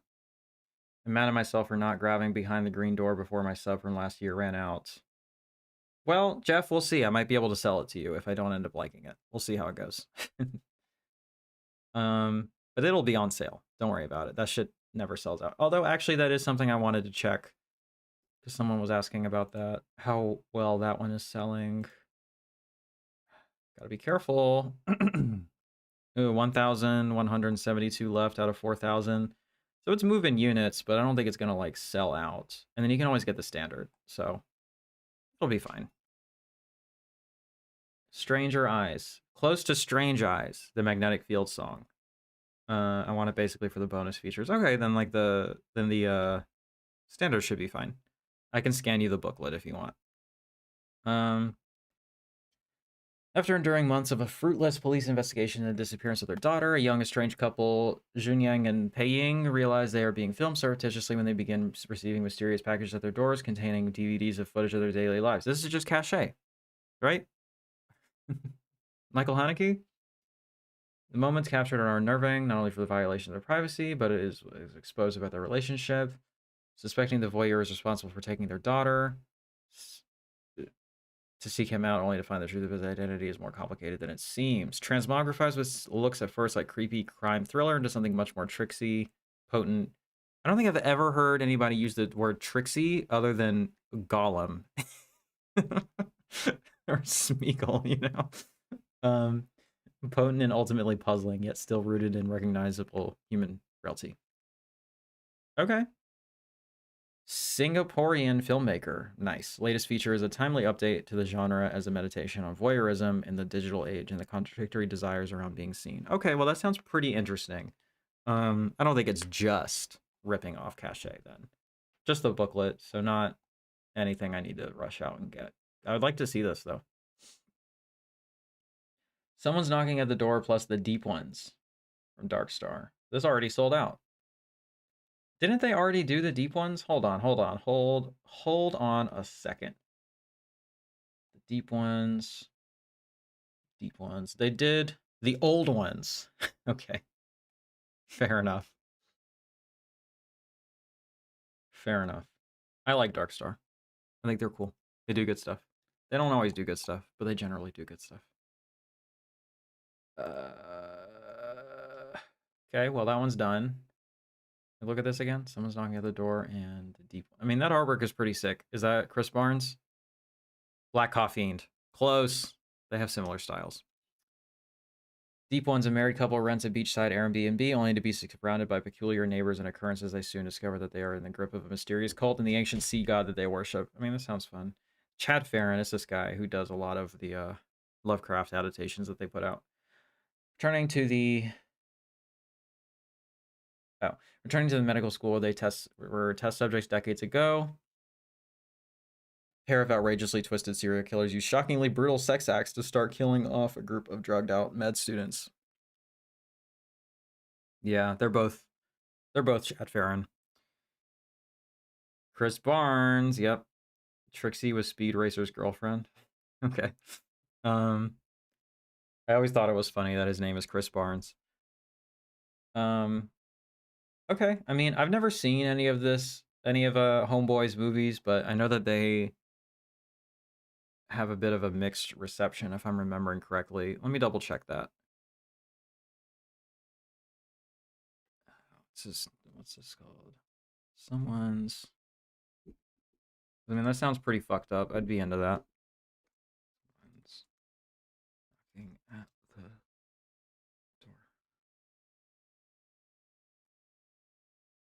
Yeah. The deep ones. Old ones. Oh, I'm thinking of someone else. No, I'm not. He did this Pig Killer movie, which was apparently really, really bad. Yeah, these are pretty rough ratings. I mean, I'll give them a shot, you know? Like, I'm not going to judge right out the gate, but, like, these are pretty consistently low ratings. I mean, since it's sold out, you could probably wait on a sale unless you're going to watch them, like, today, you know? Smoke and Mirrors, the story of Tom Savini. Oh, I meant to check how many. No, not that one. This one. Nope, not that one. This one. Fuck. How many did they print? Was it 500 or 1,000? 500, that's why. Okay. Story of Tom Savini. I like that artwork too. 1,000, Haunt Love, shout out. Definitive documentary, one of the most iconic and sought after special effects artists in horror film history, whose genre defining creations earned him the title of the King of Splatter. Nice. Decent bonus features. Is this a Wild Eye releasing? Okay. Tom Savini was had a cameo in Queens of the Dead, which is a movie I watched recently and enjoyed. Directed by the daughter of George Romero, and it was cute that he had a it's like if a later era George Romero movie was made by a flaming homosexual. So that's sort of what it is. I enjoyed it, and he has a good cameo in it, which I enjoyed. I think hardcore horror fans hold Chad's earlier films in higher regard, particularly The Ghouls and Unspeakable. And let me look at those. The Ghouls. Okay. Ed Kemper. This like just came out. Woof. This doesn't look great. If I'm being honest. Okay, what were they called? The Ghouls and Unspeakable. Okay. Unspeakable and The Ghouls. Okay. Yeah, these are pretty obscure. So, I mean, you got me intrigued. I'll say that. Are these SOV films? They look like it. They have low ratings. Yeah. I remember them getting hyped. Fair enough. Okay. Moving along. We'll get there eventually. Your life is on the line, a Joe Christ anthology. My friend Will Dodson seemed excited about this, but I'm not familiar with the work of Mr. Christ. I don't love that. I think this artwork is probably better. Outrageous, revolting, abrasive, and tasteless. These are just a few of the adjectives that define the polarizing work of punk musician turned transgressive filmmaker Joe Christ, combining the gross out provocations of early John Waters with the penurious. Penurious? I don't know what that word means. I'm looking that up. We love to learn new words from Blu-ray copy. What was it? Extremely poor, poverty-stricken. Poverty-stricken. Penurious. Penurious. Okay. Okay. Acid is groovy, kill the pigs. I mean, I'm into that. I'll co-sign that.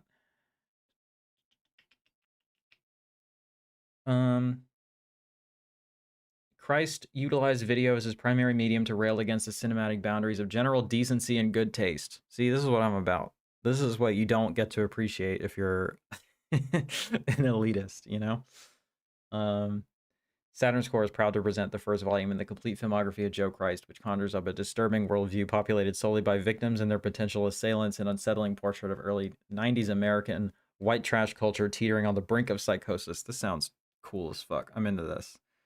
I see that we are halfway to our tip goal. So if anybody wants to help me reach that goal, be highly appreciated. But of course, it's always optional. Okay. Communion in Room 410 presents a cinema verite variation on The Last Supper, replete with nudity, self-mutilation, and blood. Do I need to order this? God damn.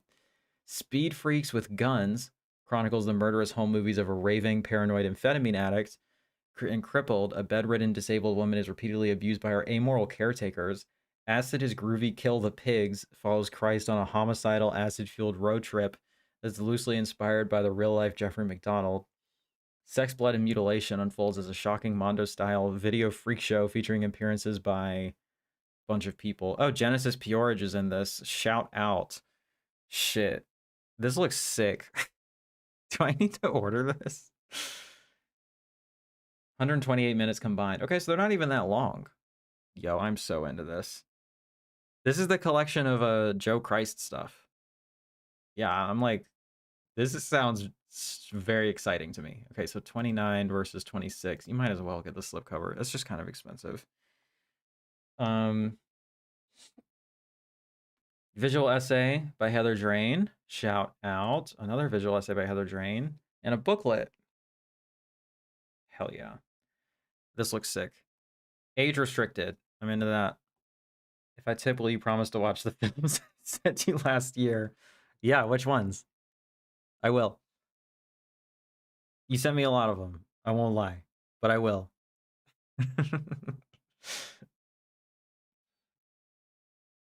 An unfinished film movement. Lou Ye. Okay. 500 units. Okay. So they're moving units, but you know, I'm into that.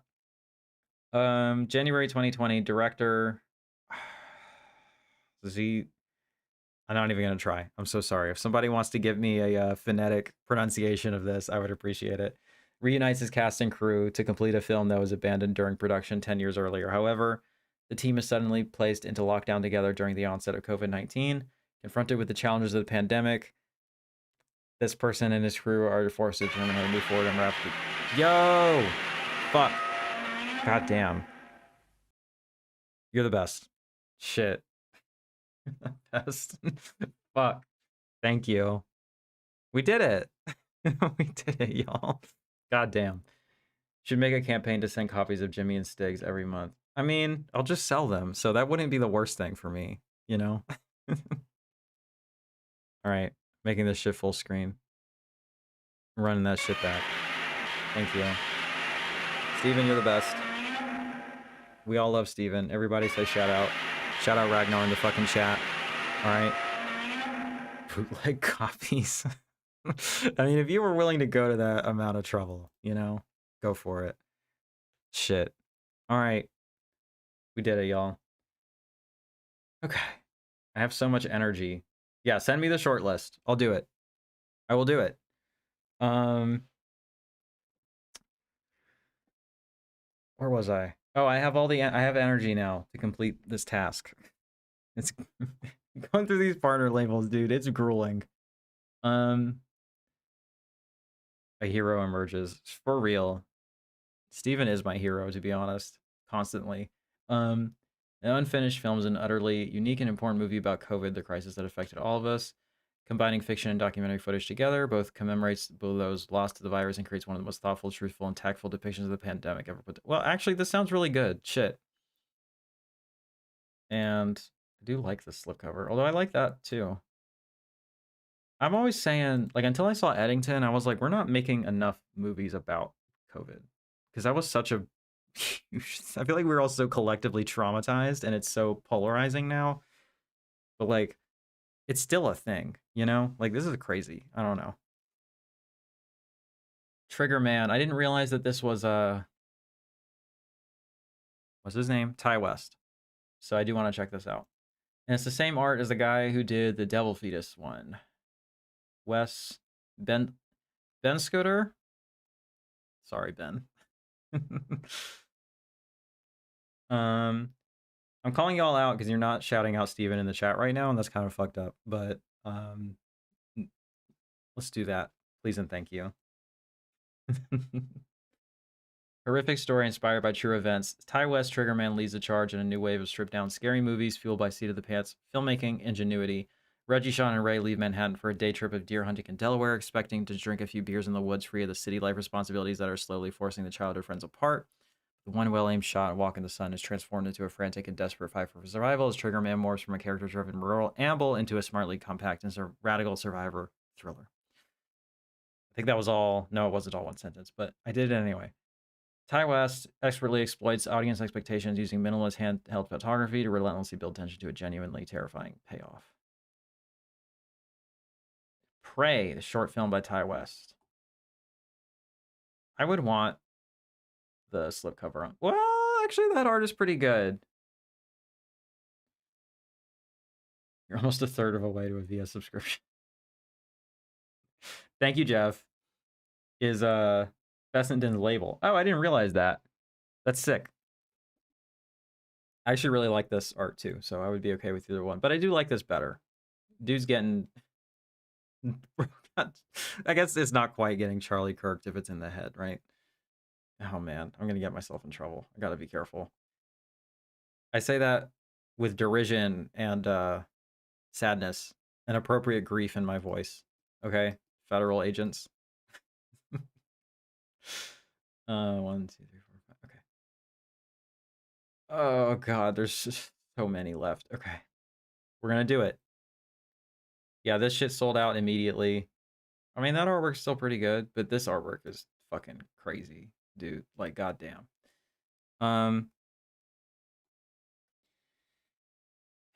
Yeah, 2,000 copies of this went fucking quick.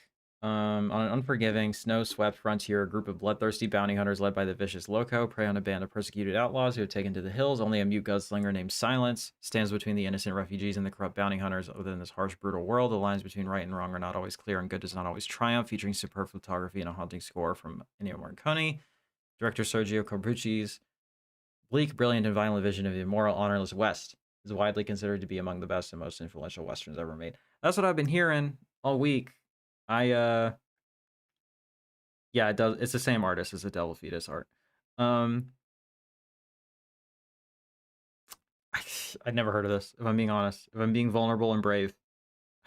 I've not heard of this movie before. But I guess I gotta see it. Because people are hyping the shit out of it. So, The Great Silence. Yeah, this shot is crazy. Yeah, that's a pretty high rating. I'm not even gonna lie. Not even gonna lie.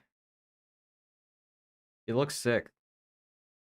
Yeah, same. Snowy Western with Klaus Kinski. I mean, that sounds good. I also had not heard of it, but I watched the trailer and saw the cast and knew it must be legit. Yeah, I mean, it's getting a lot of attention as of late, so that's cool. Audio commentary, 3 audio commentaries. Oh, Alex Cox. That's cool. And then he does an interview, documentary on Italian Westerns, 2 alternate endings, and a booklet. Only included with the limited edition? Bro, fuck you. All right, Jeff, help me out. It's not even... Oh, it was a slipcase. All right. All right. Shit. Fair enough. Fair enough. This was also $30, though. You know what I'm saying? So, like, for the Don't Be Afraid of the Dark, I mean, this comes with a book, lit sort of deal, but still, you know. Anyway, that looks good. In Our Blood, Utopia. This looks crazy, whatever's going on here. I think that's cool, too. I like this better. Is this a 500? Yeah. Utopia. Steak Mountain. Shout out. Thank you, Jeff. I never heard of it either. I'm not very knowledgeable about Westerns outside of the usual fare. Same. It's not my go-to genre, but I need to be better about it. Nothing is as it seems when filmmaker Emily Weiland teams up with cinematographer Danny to shoot a documentary about reuniting with Emily's estranged mother, Sam. She goes missing, possibly succumbing to the addictions that tore their family apart. Emily and Danny must follow increasingly sinister clues to find her before it's too late. 2024, Pedro Cos. Okay. Pull this up on letterbox.biz real quick.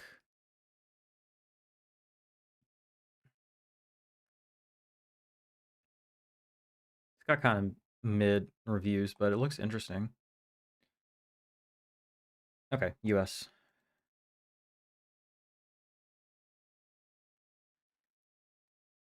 Okay. Before I started this stream, I was in the middle of watching Love Exposure. I got an hour into it. Just now is when the title card hit, which is crazy. My grandpa loved Westerns, and as a kid, I would watch them with him, so they hold a special place in my heart. My grandfather on my mother's side also watched Westerns, but I did not watch them with him. He would stay in his room and keep the Western channel on, like, constantly. I only watch Westerns recommended by noted Zionist and all-around good guy Quentin Tarantino. I think that's smart. Just take that list in good faith. The Last Mistress. Will had me wanting to get this shit. IFC Films. Jillian Adel is the slipcover artist. Catherine Breillat. France's foremost provocatrice. I've never heard that word before. That's fun. Teams with Daredevil, Screen Siren, Asia Argento for a scorching, intensely carnal adaptation of a scandalous 19th century novel. A reformed libertine prepares to marry a virginal daughter of the aristocracy and settle down, but his jealous lover lurks in the wings and in the minds of high society's gossip hounds, still fiercely determined to possess. I mean, this sounds really cool. Her films are a little bit hit or miss for me.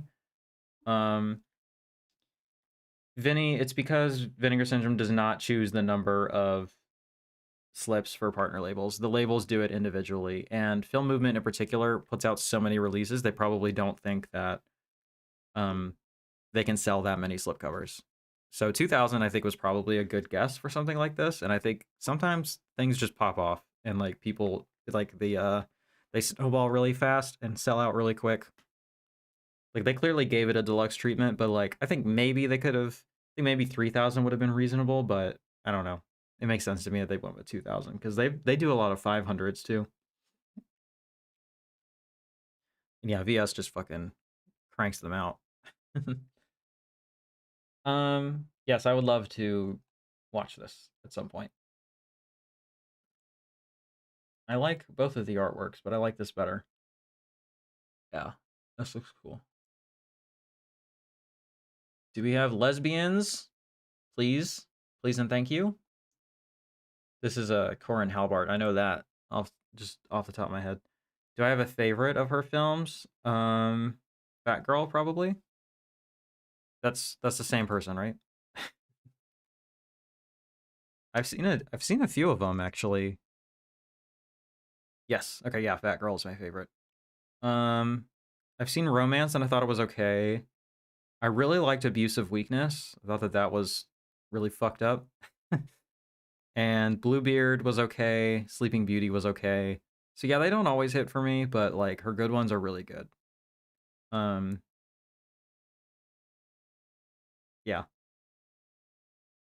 Yeah. Abuse of weakness and fat girl. Unsold slipcovers, especially these cases, leave a lot of money hung up in stock. Exactly. Yeah. They have to like buy them all at once and then hope they sell. So it makes sense to me that they're doing less. I've been meaning to watch Romance and Anatomy of Hell. I need to see Anatomy of Hell. Romance is like pretty intense. I don't remember why it didn't work for me, but it didn't work for me. Maybe I'd like it more now.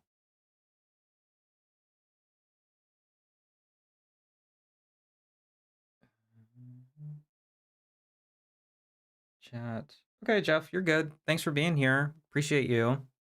Okay, let's look at this. Love kills, and infidelity comes to an abrupt end when two cheating lovers are caught, and a sugar daddy becomes a prime suspect when one of them goes missing. And then in this one, Elodie and Letitia are in love and want a child. When Elodie learns she cannot have children, the couple decide to take on a roommate. Okay. A lot of commentaries and shit. Directed by Duke and Jude Bauman. Okay, let me look these up.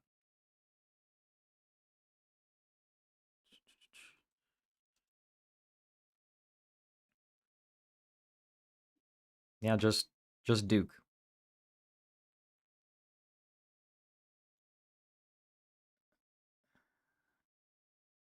This is the only credit that Duke has on Letterboxd, so I'm not really sure what is going on there. What is the connection between these two films? Because it looks like they're not the same filmmaker. Or maybe, hold on.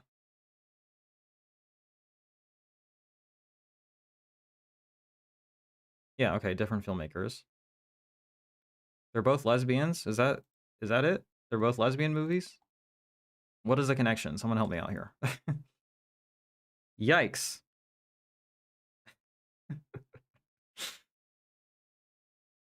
The top review says one of the most genuinely deplorable and disrespectful lesbian films ever made. The fact that this was released in 2023 is a fucking travesty. The next top review says, I wish I could go back in time and not watch this.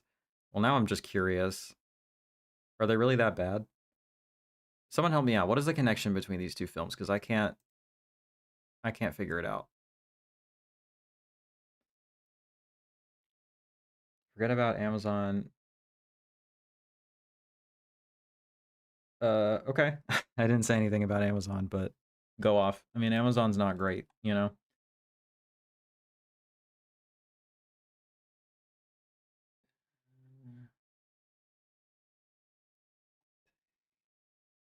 I guess they both star the same people. I don't know. These are apparently really bad, so it is what it is. She Came from the Woods. Okay, this one sold out of 500 copies. ETR Media. Okay.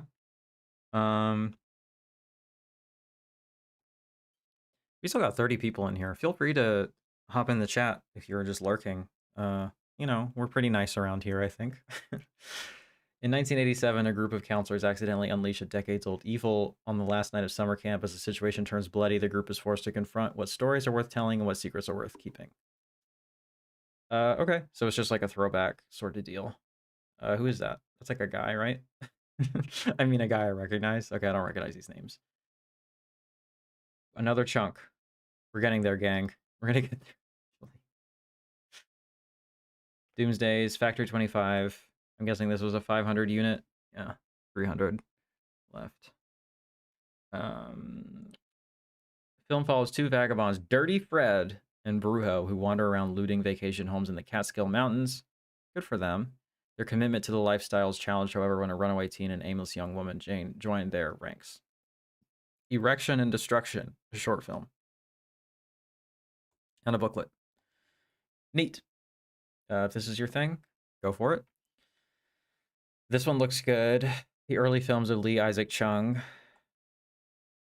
Ooh, it is not moving units. See, this is why. Because it's the same label as The Great Silence, same packaging. They clearly thought that this would pop off. 2,000 units. And whereas that one sold 2,000 units in an hour, this has sold 250 in 4 days. So, like, not great.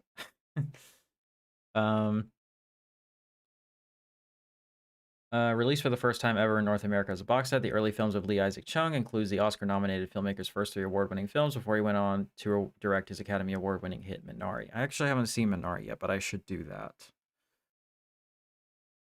After stealing a machete from a market, leave the city on a journey tied to their past. Okay. Oh, Hutus and Tutsis are supposed to be enemies. Okay, this is like a Rwandan type thing. Okay, that sounds pretty heavy. Am I wrong? Or is this the, did they do another set of this guy's films? Pretty sure they did not, and I'm being racist. Nope, yeah, it's just this one. I have a Lee Chang-dong, I think is the name of the guy whose set I have. And then group of friends travels to the beach in hopes of encouraging Jason, who's been diagnosed with terminal cancer. Sometime later, planned to have a child. The beach trip lingers as a haunting memory. These sound like fun movies. Abigail Harm is such a sick fucking name. That name is hard as fuck. Lives alone on the outskirts of the city. One day, she recalls an old story about a woodcutter who saves the life of a mystical deer and is granted his wish for a companion. Before long, this tale seems to come alive in Abigail's own lonely world. Alexander Heller Nicholas in the booklet. Shout out. Yeah, these look great. And the artwork is super fucking good. Adam Maida, shout out to you. Got it going on. That looks gorgeous. The standard edition is just not the same, you know? You're not going to get the booklet, so that'll be a medium to long-term priority to get. Okay, this is the one that I might just order because I'm mad it's not moving units. I don't know, maybe there's just, I'm in a bubble and this is a bubble moment or something, but I thought that this would be a really big deal for people. Because this movie is a big deal. This documentary is really amazing. It's really important. It's my favorite documentary of the year. It's in my top 10 films of the year, period. And like, yeah, it got a lot of hype and like traction, at least I thought. I don't know, my TikTok review of it did really well. Y'all should check out this movie, and this slipcover is really cool. I don't know, I might have to order this. From executive producer Macklemore, the Encampments offers an intimate look at America's student movement, sparked at Columbia University as students, among them being Mahmoud Khalil, protested their university's ties to the war in Gaza. 6 bonus scenes, director and participant commentary, an exclusive clip, and a trailer and subtitles. I got the chance to see this in a local theater.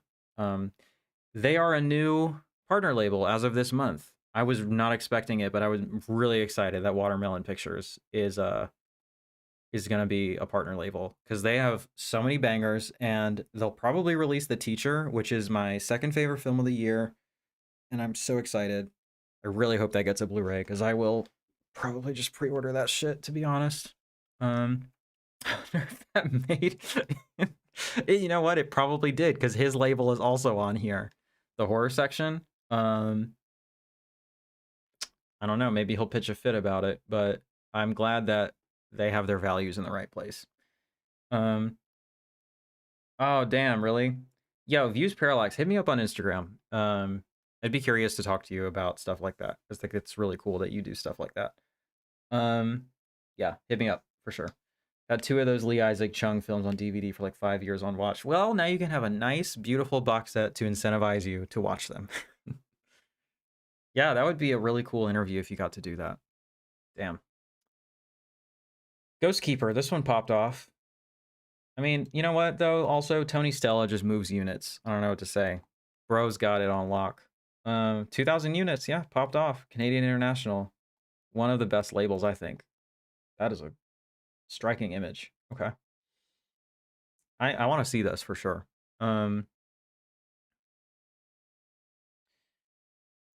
Who next becomes the keeper of the beast that lives on human flesh?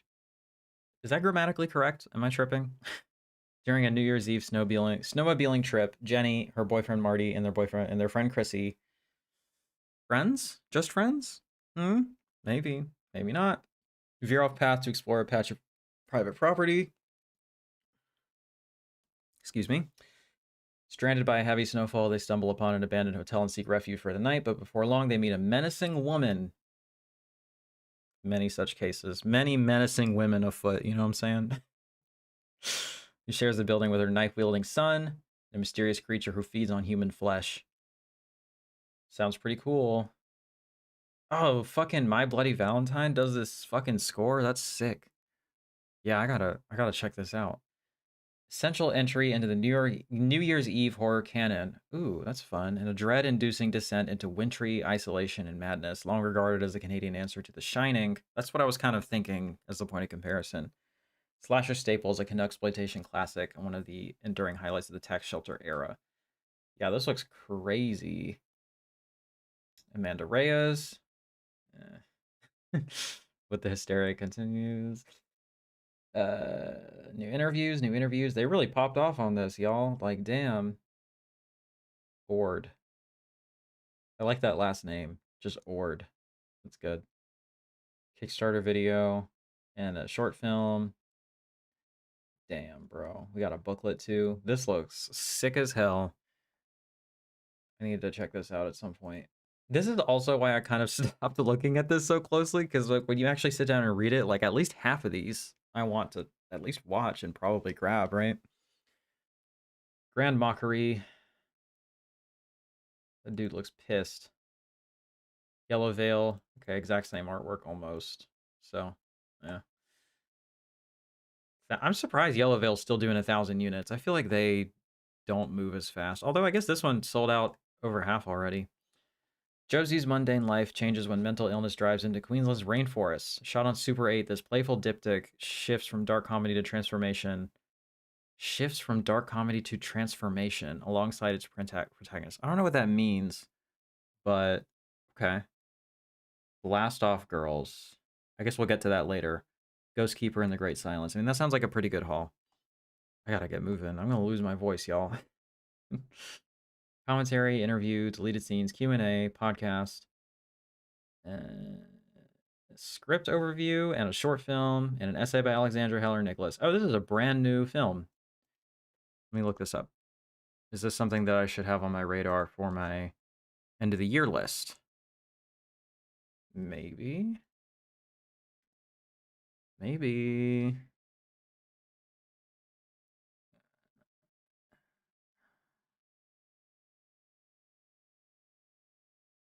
Pretty obscure. Australian. Okay. I mean, it looks interesting. It looks like I can just rent it right now. Super 8 shot Frownland is what Justin Liberty says. Ooh. Actually, yeah, I'd like to check this out. I'm gonna add this to my list of stuff to catch up on. Okay.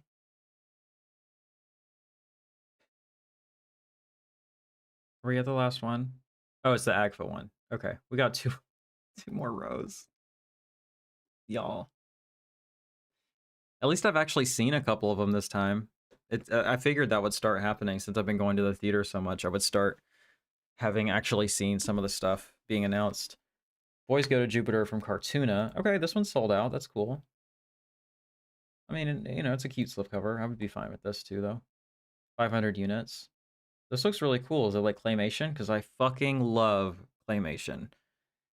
The day after Christmas in suburban Florida, and Billy 5000 and his friends drift through the sun-bleached limbo between holidays by slacking, shoplifting, and beatboxing. In between sneaking into pools and zoning out on the beach, Billy hustles for tips on the food-on-demand app Grubster, determined to make exactly $5,000 before New Year's Eve. That's ambitious. That's pretty ambitious. He zigzags around town on his hoverboard, delivering fast food to a cast of oddball locals. A routine drop-off at the Dolphin Grove's Juice Company leads to an unexpected reunion with Rosebud, his childhood crush, and mysterious alien creature named Donut. Wow. Wow. There's a lot going on here. Surreal chain of events that puts Billy in the crosshairs of Dr. Dolphin, a ruthless juice mogul who will stop at nothing to reclaim her extraterrestrial property. Shit. Doomsday movie has Leo Fitzpatrick from the early Larry Clark movie in it. Interesting. Okay. Directed by Julian Glander in his signature tactile lo-fi CGI style. Okay, so not quite claymation. That's okay. Boys Go to Jupiter transforms a sprawl of suburban Florida into a pastel purgatory of empty strip malls. Algorithmic music and adolescent yearning. Sounds terrible. You're already asking me to go to Florida, okay? Begins as a quest for financial freedom, slowly evolves into an offbeat odyssey of love, labor, and late capitalist absurdity. Billy is forced to decide how far he'll go to protect his friends and his future. Okay, a lot of reading. So we have 1, 2, 3, 4 short films and 1, 2, 3, 4 music videos and a commentary. Yo, they got hella subtitles on here, bro. I'm gonna learn Spanish with OCN. Let's go. Let me click through the pictures. I want to see what the art style is like. Because this looks actually like really cool. Actually would like to see this. Let me pull this up on Letterboxd as well.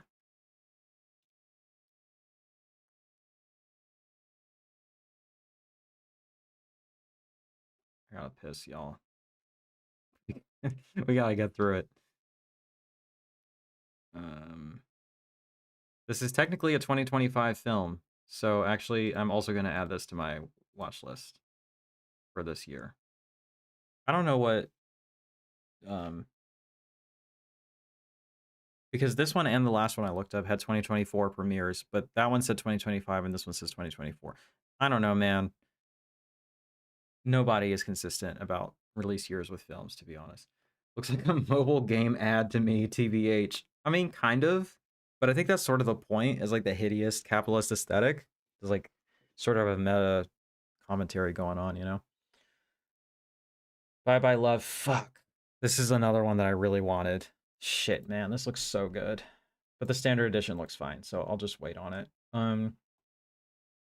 Lost in nihilistic drifter Udamaro chances upon Giko, a female presenting shoplifter who immediately catches his eye. One thing leads to another, and the couple soon find themselves on the lam for murder. Excuse me. This provides for a delightful pretext to explore notions of social malaise, free love, and gender fluidity in a rapidly evolving 1970s Japan, as both Udamaro and Giko begin to know each other on the road by way of a variety of encounters alternating between surrealistic, psychedelic, and sexual. Sole feature film directed by Isao Fujisawa, who learned his craft as an assistant director to Hiroshi Teshigahara on new wave classics such as Woman in the Dunes and The Face of Another. Deeply personal reckoning with sexual identity, bridging the distance between Pierre LeFou, Bonnie and Clyde, and Funeral Parade of Roses. I mean, we're referencing good stuff. An impeccable sense of style, splashes of Godardian color, as well as strong anti-imperialist and existential themes. Jeez, dude. Long thought lost until recently shepherded towards restoration by director and programmer Akihiro Suzuki. A new landmark of Japanese queer cinema is now distributed in North America for the very first time. Anticipates the transgressive new queer cinema movies of Greg Araki and Gus Van Sant. I mean, they're really selling this to me. Presciently offers an accomplished representation of queer love and gender fluid identity, nailing both ends of the trans experience, the reassuring euphoria when gender identity and presentation align, and the thorny and insidious envy of cisgender people. I do not envy cisgender people. I say definitely not coping. It's fine. That's a whole discussion for another day. I don't actually think I do, but I don't know. I envy not being the scapegoat du jour for a decade now, you know, or for all of time. I actually thought that this slipcover was like really bad. I don't know why this sold out. I think it looks terrible, and I think that this looks way better. They went through 1,000 of these. I guess Christina Lindbergh just moves units, dude. I don't know what to say. From Sweden's #1 centerfold girl to Quentin Tarantino. Steven, pay attention. Quentin Tarantino's favorite actress. Christina Lindbergh made about 20 films during the 70s, then switched careers and became a journalist. Today she's an icon, and her films are being reevaluated, restored, and shown around the world. The story of her life in a unique director's cut documentary by award-winning directors Jane Magnuson and Ika Johannesson, including a visit to the shoot of the finished film Cry for Revenge. Documentary is 58 minutes when aired on national television in Sweden. The film's directors have curated an extended and more in-depth version totaling 72 minutes. Lots of trailers for Christina Lindbergh films and a gallery documentary about her travels. I don't know what this means. Christina's Mushroom School director script. Oh, is a film that she made, I guess? I mean, this looks cool. I don't know that I would need to own this, but it seems interesting. What is the year on this? 2015, and then the recut in 2025. Okay. Why did Why did trans people invade Venezuela? I don't know, man. I'll get with the crew and we'll discuss it. I feel like that was a blunder on our part, but you know, I'll try to do a call in, you know, for some accountability. I don't know why, but I feel no need to own documentaries usually. Um, I think there is that initial feeling if I like I've never seen it before or whatever, but like also I don't know. Actually, I just love documentaries, and a good one I think is very rewatchable. This one, I don't know that it seems like the kind of thing I would rewatch, but I've been waiting for a good Blu-ray of Grizzly Man, and I watch that movie. I would watch that movie like constantly. It's like a comfort movie for me. I don't know what that says about me, but I did a video on it back in the day. Check that out if you want. I don't know if it's any good at this point, but it exists. The Dead Thing, Shutter, cool artwork. I think when I looked this up, it did not have great ratings, but that's okay. Short copy. Thank you. Young woman lost in a series of meaningless connections, falls in love with a charismatic and sensitive man who hides a dark secret that turns her affair into a dangerous obsession. Okay. Not like screaming at me or anything, but looks interesting, I guess. A Desert. I've actually seen this movie. I really like it, and I really like this slipcover. So I would like to be able to get this at some point. 1,000 Slips. Oh my god. The Dead Thing was trash. Good night. Okay, Jeff. I appreciate the input. Yeah, I didn't think it looked that great, but you know. Trans people invaded Venezuela because Charlie Kirk's uncle's dog's favorite band once featured a Venezuelan bassist but was kicked out because woke. This is so true. You're so right. I mean, I didn't want to leak the internal memo on the thing, but you know. Oh, we got Love for Grizzly Man. Definitely a must-own doc. Yeah, I think it only has like an import Blu-ray and that's it. And like I want to get like a good one, you know? It is also my favorite, my all-time favorite documentary. It's one of my all-time favorite films, like period. I love it so much. Um, Photographer on a road trip across the American Southwest is thrust into the nihilistic underbelly of America and drags his wife and a shady private detective down into this nightmare world with him. We have 3 goddamn audio commentaries on this bitch, a featurette, and a booklet with Alexandra Heller Nicholas. Dude, I don't know where she finds the time, but goddamn.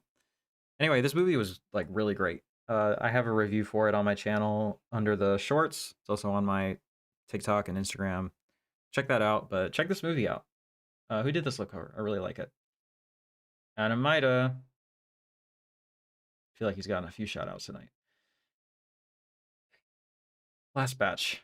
Last batch. We're gonna hit 3 hours tonight, y'all. That like hasn't happened yet since I've been doing this regularly, but that's what happens when I decide to talk Vinegar Syndrome. And y'all pop off like this. I really appreciate it. Thank you for being here. Thank you for the donations. Thank you for the tips. Thank you for the chats. Thank you for your time. Thank you all for being you. I appreciate it. All right. Now, that sounds like the sign off before the encore. So here's the encore, I guess. 7 Walks with Mark Brown from Several Futures. I like that Will Dodson said that this man was getting pegged by a rock. I think that's interesting. I actually do think that their work is better. So there's that. How many? 500 of these? Yeah. Accompanied by a small crew, Cretan? Is the name Cretan and Bar? Follow paleobotanist Mark Brown across 7 locations in Normandy as he seeks out native plants from which an ancient garden could be created and explains with the loving tenderness of a true expert the etymology, beauty, scientific properties of the region's flora. Okay, this is like for plant perverts. I'm into that. Oh, I have points, dude. I have credit card points and I have fucking reward points for February Melusine sale. I probably break on a desert. It is really good. But the Melusine sale should be good too. So, you know, pick your battles, right? Short films, interview, artwork. Let me look this one up on Letterboxd. Is this a documentary or a narrative? I can't quite tell. This was a lot more fun doing this live than pre-recorded all by myself. I gotta be so honest with you all. Thanks for being here. Oh man, this is also a 2025 film. France documentary. Yeah, okay. It's on Hoopla.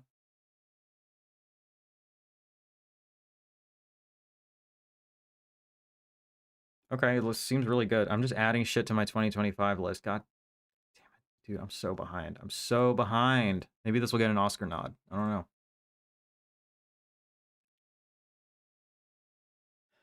After school, IFC Films. I mean, yeah, that slip is way better. I don't like this artwork. It looks like it's not going anywhere. Steak Mountain, 1,000 units. Antonio Campos. Rob is a prep school kid obsessed with online porn and violent videos. When he accidentally films a drug overdose by popular girls on his camera, his obsessions become reality. Okay, this sounds interesting. Got Ezra Miller on here. Look, say what you want. Ezra Miller is a pretty good actor. I'll just say that. They are going through it, it would seem, pretty continuously. I don't like this face they're making on all the posters and shit, but this does look interesting.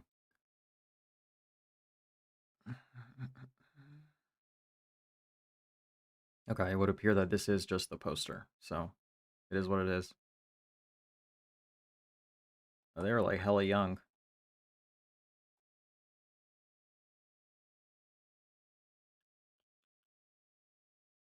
What else has this director done? Oh, this is the director of Christine. It's a movie I liked a lot. Um, almost done. Birthright. This slipcover is pretty sick. We got the burning baby. I'm into that. Okay, but that's also sick as fuck, honestly. Okay. 2025. God damn it.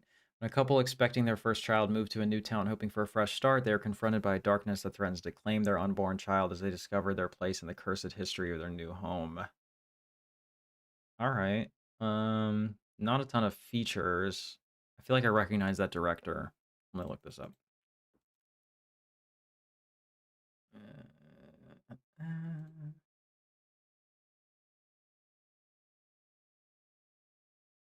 Yeah, posters on this are pretty good.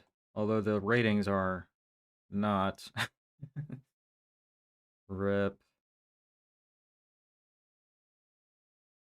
Like, okay, different movie called Lamb. Okay, I don't actually know this person. All right. And then Blast Off Girls, the one that Steven got, which is cool. I mean, Agfa just is popping off all the time. Oh, this is Herschel Gordon Lewis stuff, right? Yep. Mm-hmm. Also, The Girl, the Body, and the Pill. They follow the hard rock music groups. Unbelievable. It's a great poster. Double feature of campy chaos from exploitation titan Herschel Gordon Lewis. Lewis's underground answer to the Beatles' A Hard Day's Night, Blast Off Girls, follows the story of Boogie Baker, a slimy music impresario who leads a band called The Big Blast. Portrayed by Chicago-based garage rock band The Faded Blue down a path of sex, pop parties, and surreal hangouts. I would like a path of sex, pop parties, and surreal hangouts. I think that that would be a great trajectory for my personal life, to be honest. With Colonel Sanders. Okay. Uh-huh.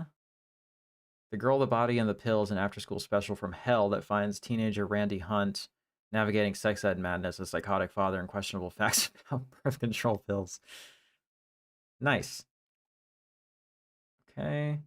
Commentary by the Sin Syndicate, which is cool. Alternate credits. Short film by H.G. Lewis. Hot Night at the Go-Go Lounge.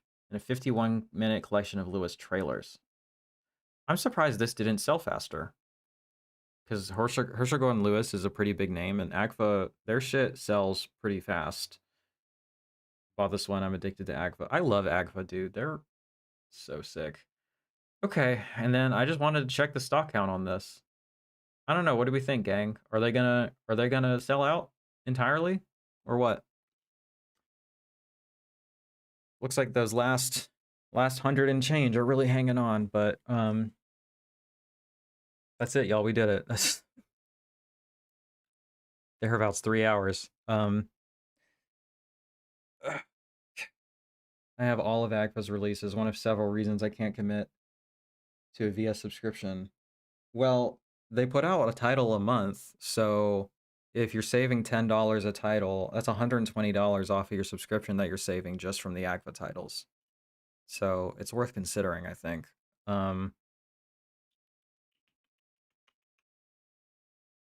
Okay. All right, what's in my cart right now? What is in my cart? Should I get sapiosexual and taboo, or should I, like, not do that? You know what I'm saying? I feel like we can probably wait for something better. Maybe this Naomi Kawase triple feature. I don't know. I'm getting too excited. I need to relax. I need to not be buying shit, you know? There's the Charles Pinion joint, which looks sick. I grabbed it. The price was right. Which one? The sapiosexual? Watch Them Come Blood looks cool. October Crisis looks cool.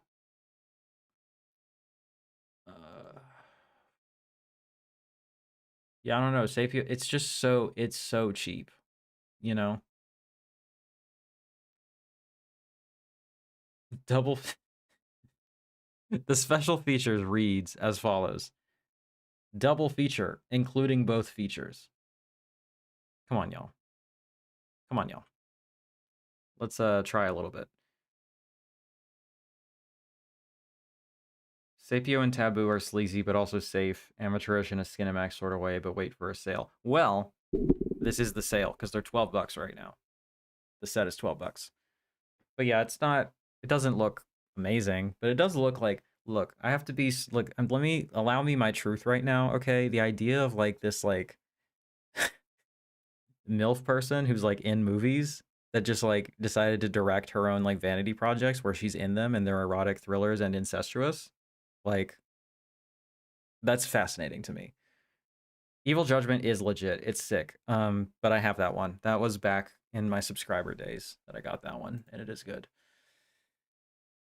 I grabbed automatons, watched them come blood, and twisted issues. I'm hearing that you're pro MILF. I am pro MILF, all right? You can put that on a shirt. Pro MILF. I would wear that because I am. Okay? Because I'm a feminist, okay? All right? Pay attention. I'm a feminist.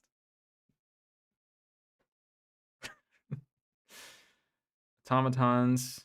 Yeah. Yeah. I don't know. It's a bounty. It's a bounty of things. Because I'm also thinking about this, a few of these partner labels, to be honest. Like, I want encampments.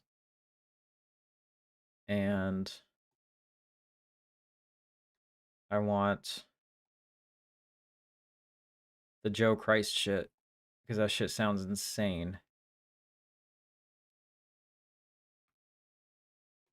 I'm buying sapiosexual at that price. All right. Yeah, I mean, it's pretty good, right? For 2 movies.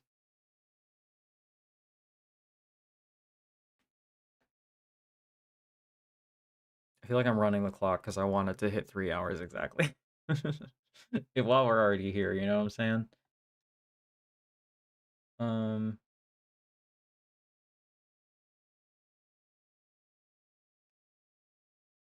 But, like, do I have time? I mean, the total is like 2 hours and 8 minutes is the total amount of time on this. So, like, that's pretty good.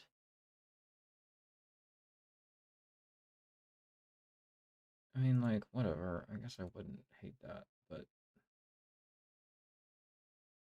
I don't love either of the artworks on it, to be honest. You should stream as long as the Irishman. Peter Marshall, thanks for subscribing. Appreciate you. 3 hours and 29 minutes. We had a little bit more content, we could do it. And if I didn't have to use the bathroom, we could do it. That can be a future goal. We could watch The Irishman. I'm sure Netflix would be really enthused about that. Yeah, The Veil is dropping tomorrow. I think it's pretty much confirmed. Confirmed, excuse me.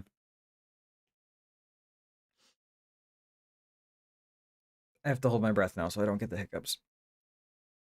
I haven't had to do this live before, but that's okay.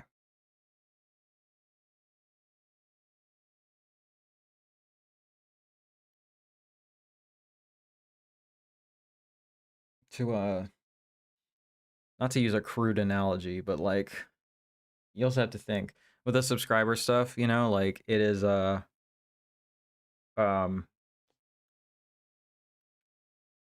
the subscriber week sales. Like you don't want to blow your load too early, you know what I'm saying? Like maybe there's some sick shit dropping tomorrow or the next day, right? The second cinematograph is supposedly a Demi movie. That would be cool.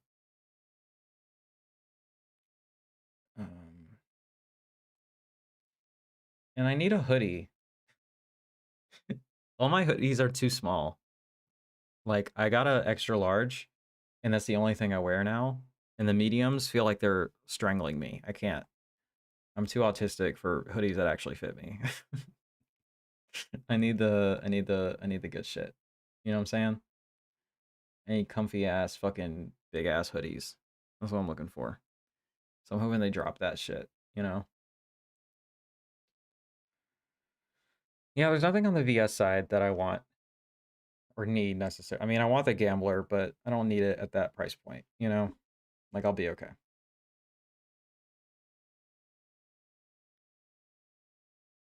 I'm still going back and forth on sapiosexual and taboo. I don't know.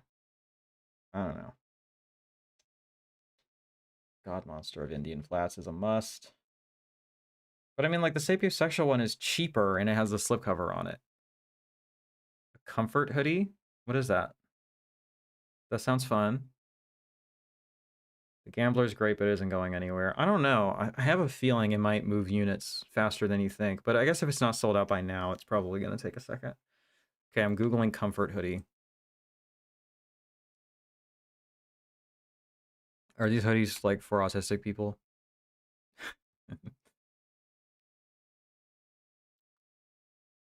Promoting mental wellness. Oh, shit. Oh, man. This does look pretty sick.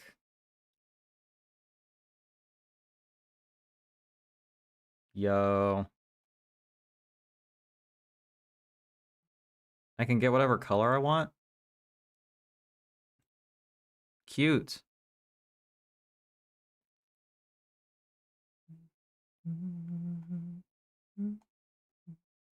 They got ones that cover your eyes?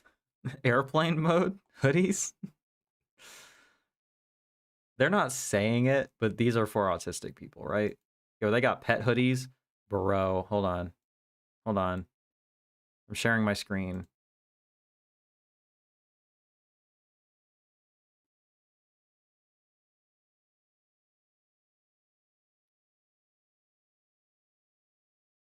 Yo. Yo. They have autistic clothing for your autistic dogs. That rules. And this camo? Bro, Phineas would be looking fly as fuck. Yo, you got a whole ass dog sofa? That's crazy. It's cappuccino colored.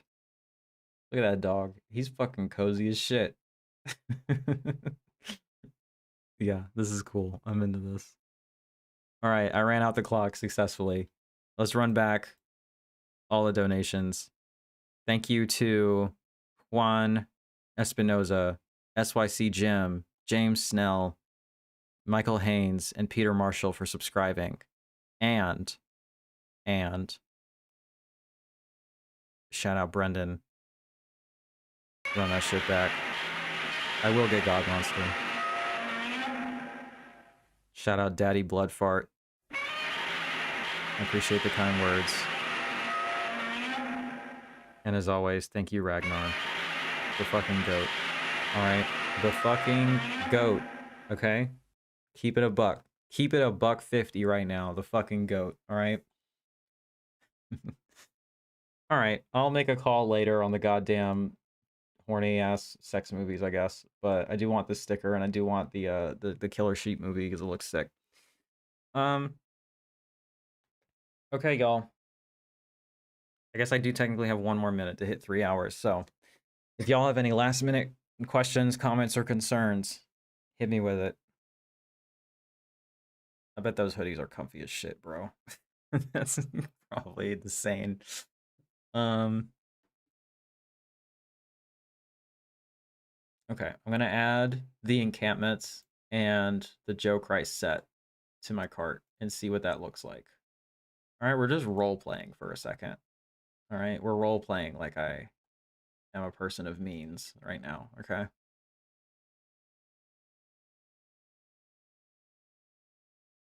Yeah, now we have a scary cart. All right, because I don't get discounts anymore. I have not seen it, and I will not regret the purchase. Thank you. Thank you. I appreciate that. um, peace out, Brendan. I appreciate you. All right, y'all. We hit 3 hours. I'm gonna do what I'm gonna do. All right, in terms of my purchasing, we'll see about sapiosexual. Maybe I should have put a poll in the chat. Can I still do that? Is that a thing I can do? Hold on.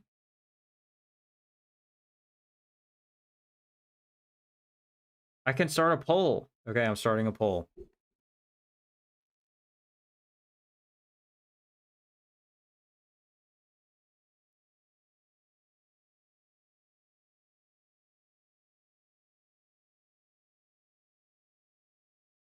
All right, y'all vote. Keep my best interest in mind, okay? Don't do it just for memes, all right? If you really think that I should get it, all right? MILFs and RP means I'm getting my money's worth. What does RP mean? Not to sound like a square. RP. Role play? Maybe role play? Damn, y'all. Y'all are, y'all are enabling me. Oh, we were role playing. Okay. You're right. You're right. We're good.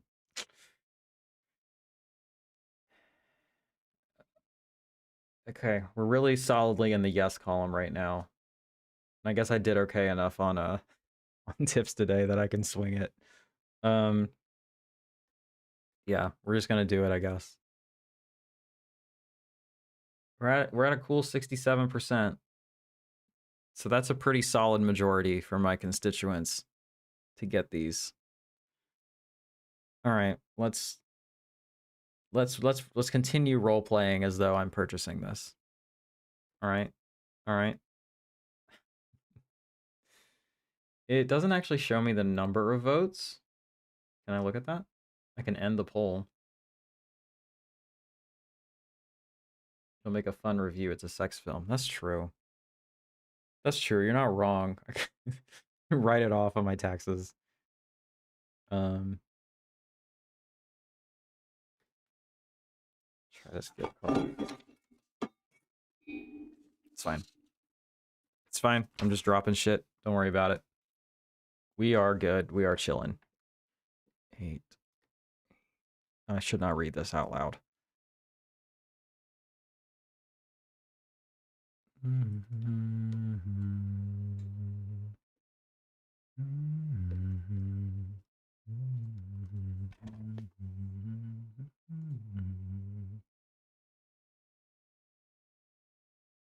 It's pretty good. All right, we're doing it. Fuck it. I don't know why the autofill isn't working for me on this, but that's okay. You all, I'm checking the poll again. We're still at 67%. All right, we're doing it. Y'all have enabled me. And, cool. The order is almost done. The deed is almost done. We're going to PayPal, and I am not sharing my screen, so we're good. uh,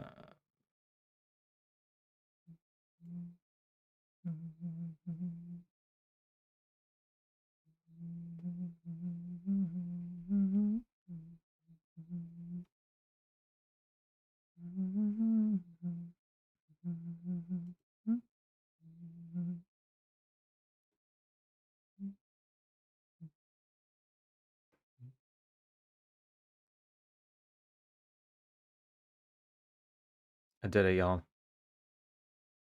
Did it, y'all. The order is fucking placed. The horny shit is en route. All right. Okay, tight.